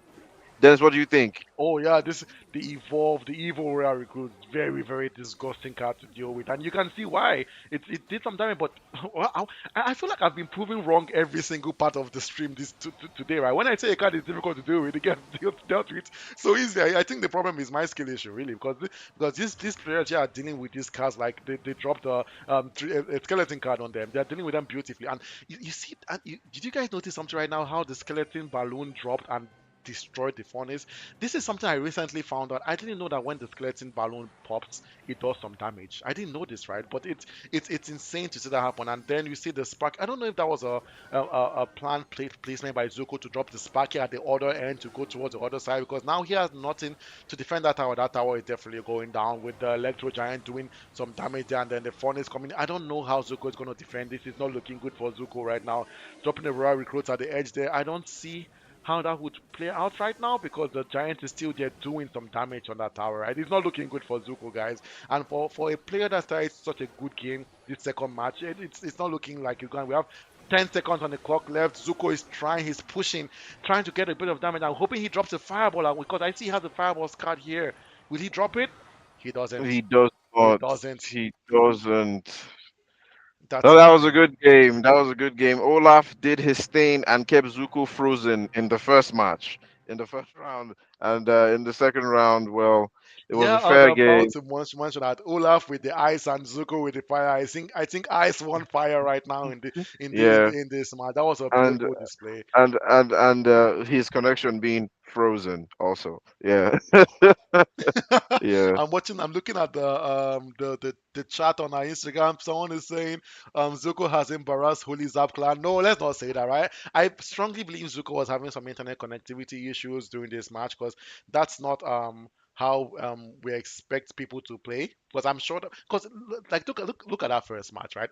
All those cards going towards his tower, he was leaking elixir. He didn't drop anything. That was definitely an internet connection issue right there. So I yeah, say, Zuko, maybe your next match, before your next match, as we sent in an email, try to go to a place that has good internet connectivity, so that you are ready for your match, right? So this doesn't happen again. Remember, there's money on the line, 200,000 naira on the line. We don't want MTN to do this to us. at all, at But all. big ups to Olaf. Olaf, that was amazing gameplay right now. Defending to the highest level, dealing with even the royal recruits. After I saw that, I was like, that's insane, right? Because the evil royal recruits, that's a card that I don't like coming towards my tower, right? But look at the defense by Olaf, right? He defended so well that I didn't even notice when they left. That's how well he defended, right? Like Yes, as they were dropped, they were gone. They were gone immediately, right? So that was just amazing defense and offense by Olaf there. But I have to give big ups to Zuko, right? Zuko did not back down. He really played professionally, and I'm sure it was just internet connectivity. Yeah, I feel like the last two games have not been my favorite games, because of one, this was an internet connectivity issue. The last game before that, it was just a bad matchup, right? So I'm like yeah, everyone. The matchup one, there's nothing you can do about that, right? We don't even know the opponent's match, right? We have no idea. But the internet connectivity issue, that is something that you on your part you can work on as a competitor in the Iron Clash tournaments. Make sure you're in a place that has good internet connectivity, so this doesn't happen to you. It's really sad for us to watch this happen to people that I know that are the top of the game in Clash Royale. I know Zuko from his level, from his trophy levels, he is a very good player in Clash Royale, right? It's just as the common adage says, right? Nigeria happened to him, and he wasn't able to pick up from the ashes. So, but yeah, big ups to Zuko, big ups to Olaf. Amazing gameplay. We have a match coming up again in the next 2 minutes, guys. It's back-to-back matches today, right? We yeah. are going to game six, Chris. Chris, this match was amazing, right? As much It as it was. was a wiping, it was still an amazing match. It was an amazing match. They both had very good decks. I wish that first round had gone differently. I wish his connection was stronger because I felt like with what I was seeing and the way he was his placement, I thought it could have gone differently with that particular deck. I'm not Mhm. sure if the second deck was as good as his first. I'm talking about Zuko's deck, Yes. but if I had seen, I was when I was watching the game, I saw that he was having. I first noticed it. I noticed it one time, and I was like, okay, does he just want to play something? Is he being patient? But the offense from Olaf kept coming, and he wasn't doing anything. I was like, okay, something's off. But before I could say anything, he drops a card. So I'm like, okay, might not be connection, might still be patient. He does it the second time. On the third time is when I eventually said something. I was like, okay, this is bad. This is definitely a connection problem because he But didn't have an answer. He didn't respond. He just let that tower go down. But yeah, But yeah, Chris, I still a have to great say, match from Olaf. one more Still thing a very about great. Zuko Yeah, that I want to just mention. So I'm so sorry to cut you off. It's I feel like apart from the internet connectivity, I have to say, not trying to judge, but he didn't have very good placement. Like, remember there's a time when the E Giants were coming towards his tower, and then he dropped a Sparky on the other side of the tower to go to the other tower. I was perplexed. I'm like, why would you do that, right? Like, a Sparky is a good answer for an Electro Giant, right? And just to You drop the Sparky on the other side, I feel like it was either poor placement or maybe he had internet connectivity issues, Chris. honestly, it could still be the internet because sometimes what happens is you pick a card.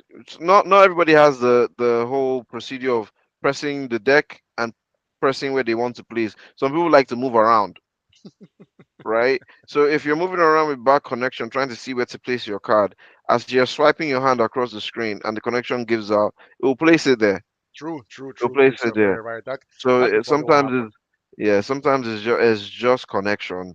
Yeah, I noticed it too. It was kind of weird, but that was what even reinforced my guess that it was was probably internet. Oh But this yeah. doesn't take away from Ola's victory. He showed us what he could do in the second round. He totally defended perfectly. His offense was perfect. I love the way he used the Electro Giant. I love the way he was just using all his aerial troops. Olaf did a great job. Olaf didn't wasn't funny at all. He wasn't playing around. He didn't crack any jokes. This was pure seriousness. This is the first time I've ever seen Olaf serious in my life. Yeah, very serious in this game. Yeah, And for the name yeah, Olaf, right? You would think he's more friendly, right? But no, clearly he's not. he, yeah, he came in and he came to decimate, and that is exactly what he did. That's exactly what he did. I'm just reading the chat right now. Yeah, they did mention where the hovering around does yeah exactly the hovering around does mess up placement. You are very right. Yeah, I feel like the internet connectivity probably had an issue. Had a big hand in the misplacement, if you ask me, right? Like if as Chris mentioned, right, he probably dropped that Sparky a while ago, right? But that was when it was being reflected on the match, and that's what probably cost him the game. I'm really sorry that that happened to you, Zuko. Um, Next match, as we keep on saying, we're going to keep on saying it. Try to get a place that has a better internet connectivity before your match begins, so this doesn't happen to you, right? It's really sad when you see players of this caliber, because I know Zuko is a very good player, right? But they get trashed because of bad internet connectivity. So I would say try your hardest. If you have to step out from home, go somewhere, maybe an internet cafe or just somewhere with a better internet connection, right? Just so you can get your win. And so yeah, because not only about the money, right? So you can get these matches are all streamed. You want to keep your bragging rights high, right? So yeah, hmm I would say work on that, and we hope to see you in your next game. That Zuko. I'm not sure exactly when. It's probably gonna be sometime, probably next week or the week after that. I keep on. We encourage everyone go to our website, please, right? Look at the schedule. Make sure that you remember your match time. If we ever have to change your match schedule, we will let you know. But the chance of that happening are very slim. But yeah, please keep make sure you watch your match schedule, everyone. But yeah, that was an amazing yeah. match, Chris. And even though I'm here sounding honorable and everything, blah blah blah. I won't lie to you. I love when my opponent's internet fails. I love it. Hey, praise God. Coming for your 3 hours straight. Straight. Oh, Straight. that's when I push. That's when I Praise really push. God. I'm sure when Olaf noticed, Olaf was like, hallelujah. This money is mine. Let this just keep happening. May the powers of Elsa be with us. Keep freezing your Yeah, internet. honestly, I feel what you're saying, Chris. As much as Uh, it's sad, we have to um whenever my opponent loses an entire character, I'm like, oh, you know what, free win, free win. free I win. see it as a blessing from Free. Clash I don't even from just Clash see it as Royale. a free win. I see it as 3 crowns are waiting for me. And if I don't get those 3 crowns, I failed myself. To be I honest, failed the city. Gotham will not be happy. You know what I'm saying? and Is something sad I do that's not true for whenever I lose my opponent, let's say they don't play, I send out everything because I'm like, I want to make sure that that tower is gone before they get the internet connectivity back. So I just throw in every card out there, like, come on, get those towers down, get that tower down, get that tower down. So yeah, it's really sad when it happens to I'm like a competitor here, but when it happens to me personally, I kind of like it. I'm not gonna lie, I kind of like it. It's especially when, like, the last time it happened to me was I was trying to get to, I think, 10K trophies, and I've been trying to get to 10K trophies for about like almost a month. I just couldn't. I would get like 9,999 then lose the Mm. next like 4 games. Like I've never played Clash Royale in my life. I'm like, what the hell is going on? Then I think when I finally climbed up there the last time, my opponent lost connectivity, and I, not even as a joke, I almost knelt down. I'm like, God, thank you. This is like a blessing from Supercell. They're like, we have seen how much you've tried, boy. Now go and get 10K trophies. And then I won the match, and I got the 10K trophies. It's Clash Royale is a very very interesting game. Yeah, I'm hearing from our It- team at the back. It's looking like someone is missing from the clan right now. The match is supposed to be from Ninja against Demon King. Sounds a very, very interesting match, right? A ninja against a demon king. Sounds very samurai, but it looks like ninja, just like a ninja, he's not sounds like can't be found. sounds like Naruto versus Demon Slayer. Yeah, Yeah. true, exactly. But ninja is not available, which is very, really, really, Yeah. really sad. So it's looking like that match is gonna go to Demon King. Yeah, it's gonna be a win for Demon King. People, as we keep on saying, when you What? plan to participate in a tournament, you have a schedule. The schedules have been out for over a month. As much as we try our best to make sure you have a great experience for these tournaments, we set up a stream, we practice for commentary, we practice for everything. You yourself have a part to play, you have a role to play, and that role is very simple. Remember your time for your match, join the clan at your allocated time, and participate in a game. These games take about 10 minutes per day. Everyone has at least 10 minutes, right, in a day, just to um to actually participate in a match, which they did sign up for. So please, everyone, as much as we try to be fair, we it has been noted that a no show is going to be a loss, and it's really really sad having a loss from a no show, right? So please, everyone, try your best to be available for your match. Okay, so yeah, we're going to wait for the next match now. It's going to be starting in about 9 minutes. Yeah, I and see. that would be our last match for the morning session, or the first session of the today's stream before we take our break, and before you get to meet the other co-host, Kingsley, right? Or as we like to call him here, Vlad. Yes, But yeah, yeah. But this would the upcoming match would be the our last final one match of for today. this Yeah. for this first session stream. Mhm. Yeah, Yeah, yeah, everyone, we scheduled 9 matches for this first stream. We've been able to participate in only four, so like half of the people have not shown up and half have shown up, which I would take that as a win, right? Things can happen. People could have had to run quickly because of something or the other, right? Really, but yeah, it's been great. The matches have been amazing. The first match was incredible. I really loved that first match, Chris. That was a beautiful match, and yeah, and so far the matches have been good so far. So yeah, we are yeah. waiting for our last match. Is gonna be Molly versus the So Beyond, yeah, and this is a match that I've really been looking forward to because Molly was actually the number one rated Clash Royale player in 2022. There was a Clash Royale tournament by Red Bull in 2022, and he came out on top, right? So this is actually a match that I've been looking forward to. I see right now that Molly isn't in the clan yet. I'm really, really hoping that he's able to join and participate in the match because I really want to see his gameplay. I've heard good things about him, and I really want to see that come into action. Yeah, Chris. Sorry, I feel like I cut you off. You were about to say something earlier, and I kept on rambling. oh no, no, no, no, no. I'm just I was going through our lineup, and yeah, this would be game 8. Unfortunately, one game didn't take place. The Tony Underlow and no skill. Hmm. But yeah, but that wasn't due to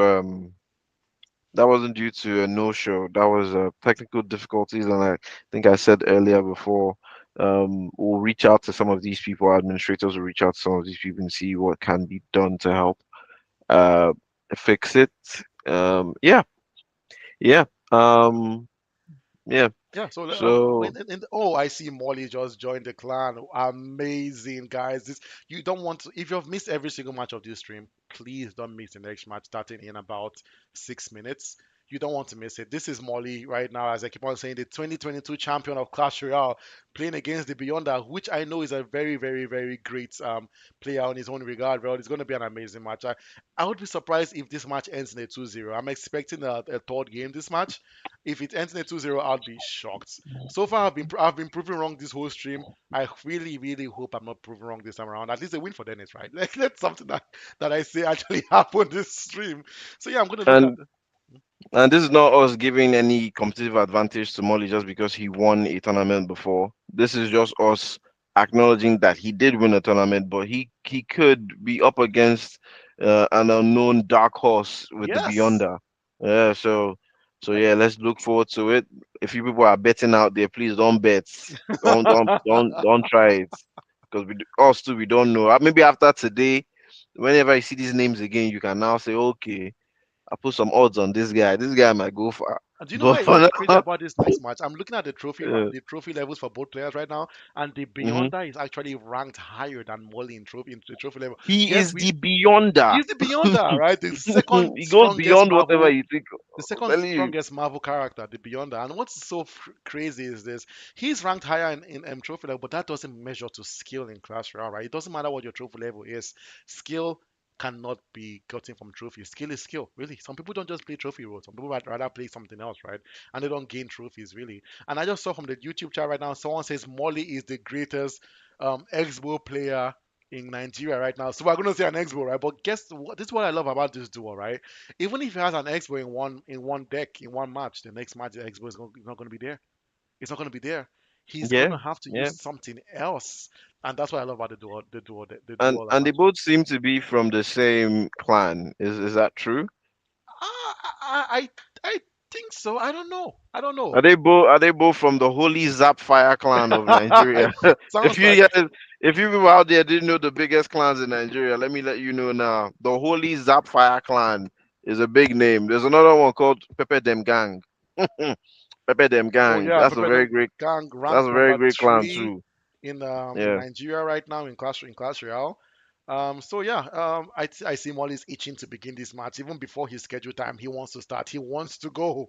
He wants to go, and the Beyonder is The ready to Beyonder go is as also well. ready. He's just Wow. asking for permission from our administrators to join the match. And yeah, our last match and our probably the greatest match we might see today is about to begin. I'm glad it happened during my session and not during Kingsley's session. I Fuck feel that like guy.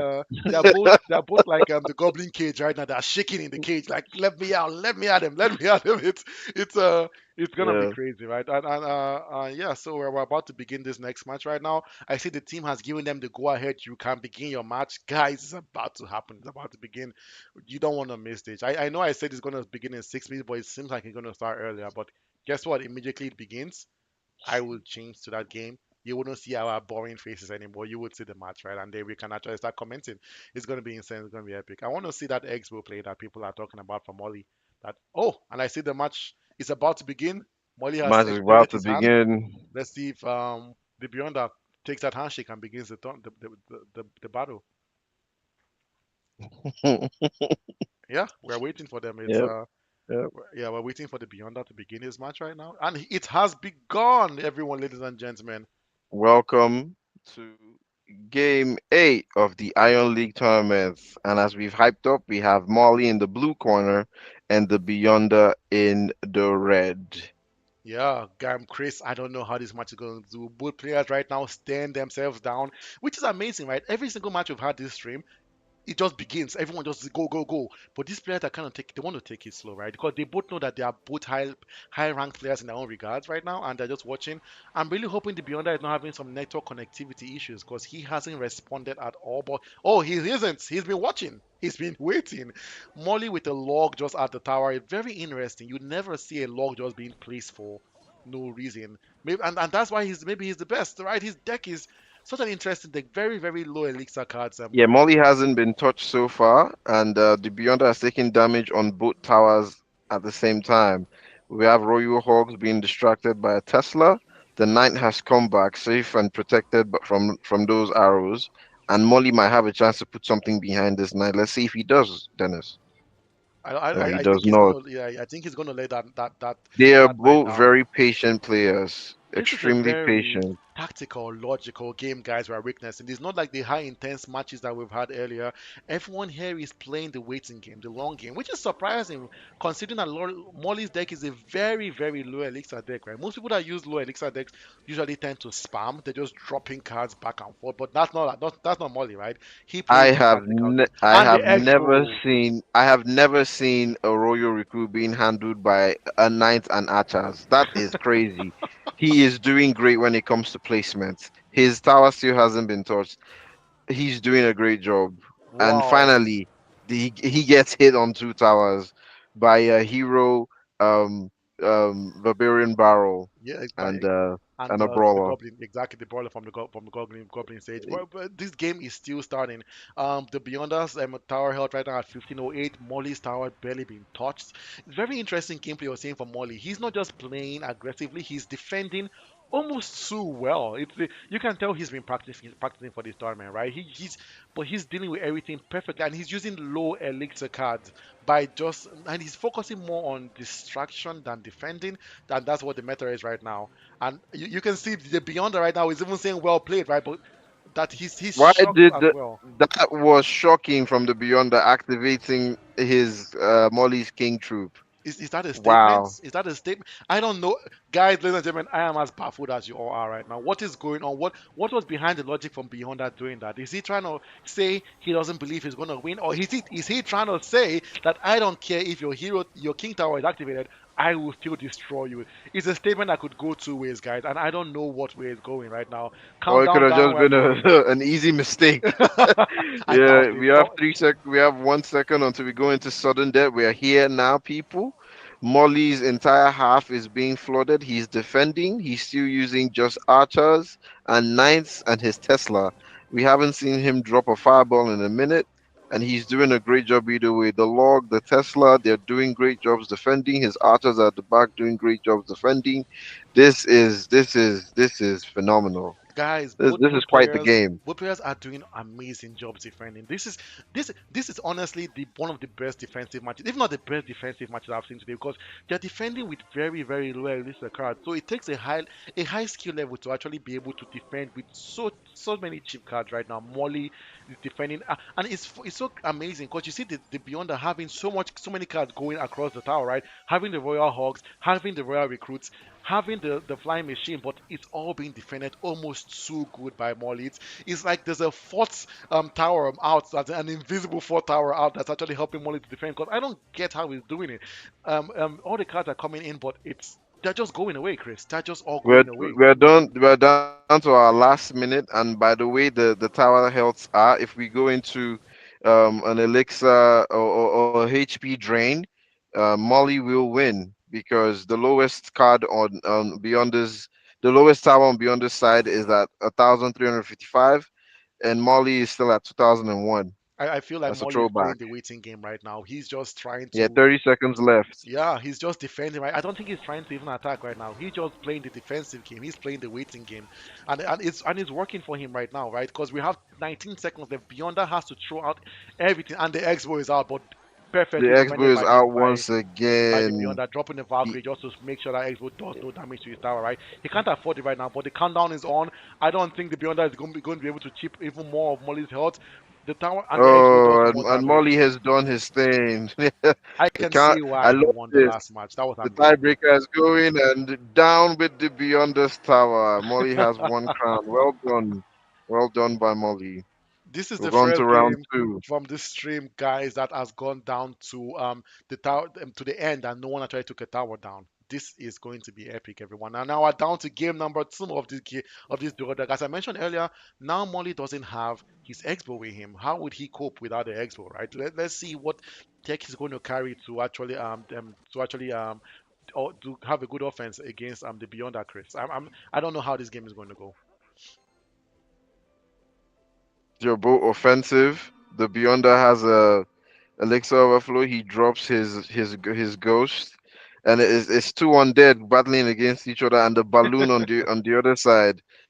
I've never seen anybody try to use a mother witch, especially a hero mother witch, on a balloon. Yeah, and then we see the Goblinstein is out right now. Very disgusting card to deal with the chain lightning, right? Just decimating everything in his path, right? And also the Goblinstein's the Goblinstein itself, not the Doctor, is such a tanky card, right? Takes a lot to actually destroy that card. But then the Doctor on his own right now doing some damage to Molly's tower. I think Molly's trying to just let his Tower Princess deal with that card because it's a very low health point card. It's easy to deal with, and it's better to leave the towers to deal with that than actually deal with that yourself. I see Molly is focusing more on elixir conservation than actually throwing everything out there to do some defense. This tactic is very different from his first game, right, Chris? I feel like he's playing a Yeah, lot I of wanted to defense now. point out that the Molly's two towers are the same health. The Beyonder had done a great job What? putting the two of them at the exact same health at the same time. So his two tactics are working evenly on both ends. That's a great offense. A way to point out a great offense. I don't know why he's separating the Doctor and the Goblin side. I've never seen this tactic before. Oh, I This think might I know why. The chain he lightning. wants to The chain he wants to lightning is do going to a go across. horizontal chain lightning. Yes, I think that's his tactic right now, and that's going to be. I knew it. I knew it. I called it Yeah, out, and that's what's happening right now. The horizontal chain lightning, guys. Beyond that might take this game, but what am I even saying? Because as you can see, they are still very evenly matched, right? I don't know how Molly does this. I keep on saying it feels like he has an invisible fourth tower that's doing some damage at the side there, and it's because you see all these cars go across the bridge, but then they're nowhere to be found. They're all just gone with the blink of an eye, right? This is amazing defense and offense by both these players, by the Beyonder and by Molly. Both players clearly high in their rank, doing some amazing gameplay right here. And then the Goblin time is out again. Molly dropping the Mother Witch to deal with that, but the Beyonder dropping a Lightning spell to deal with the Mother Witch, right? Whoa, wow. Chris, this match, so much happening at the same time. It is so hard to keep up. it is. It is. They're doing great keeping up by themselves too. Yeah, the Skeleton King is out with his graveyard. All his Whoa. skeletons are rushing. I don't know how the Beyonder is going to defend against this. His tower is going down, Oh, and and it's that's over. gone. Two It games by went down Molly. exactly at the extra time sudden death round, and yeah, two wins, two crowns by Molly. Great job, great game. What a patient game, what a strategic game. This was a beautiful match. These two had great qualities when it came to strategy, when it came to placement, when it came to usage of elixir. They were showing elixir overflows at so many times of the game. That was perfect to me, and also the way they used the very simplest things, the way Molly used archers and a knight simply to defend and attack. Well done. Like you were saying, the archers are very underutilized, but he made maximum utility of that troop of that Yes, card. Chris, it's Well done by both of them. amazing gameplay by Moya. I can see why people call him the best. That was amazing. I did not expect. I was proven wrong again. I was saying this match has to go to game three, but it didn't. Right? Like at first, the first match, it was clear that Molly was doing the waiting game. Right? Do some cheap damage with your X-bow from afar, wait it out, defend like your life depends on it, and that tactic worked perfectly. But the second game, I was a bit hesitant, thinking that Molly would win the second game because I was like, that tactic, the X-bow is gone, his deck was completely different. It wasn't even similar to his first deck. So I was thinking maybe the Beyonder has a chance this time around. And it looked that way, right? At first the Beyonder was doing good damage to Molly's tower, to Molly's tower, but in the end it wasn't working. When the Skeleton King got across and he activated his spell, all those skeletons out, Molly and the Beyonder having nothing to defend out with, just having the Dead Goblin, which definitely would not defend against that is spam. So that was amazing play by Molly, and that was a It great way was. to end our first stream of today.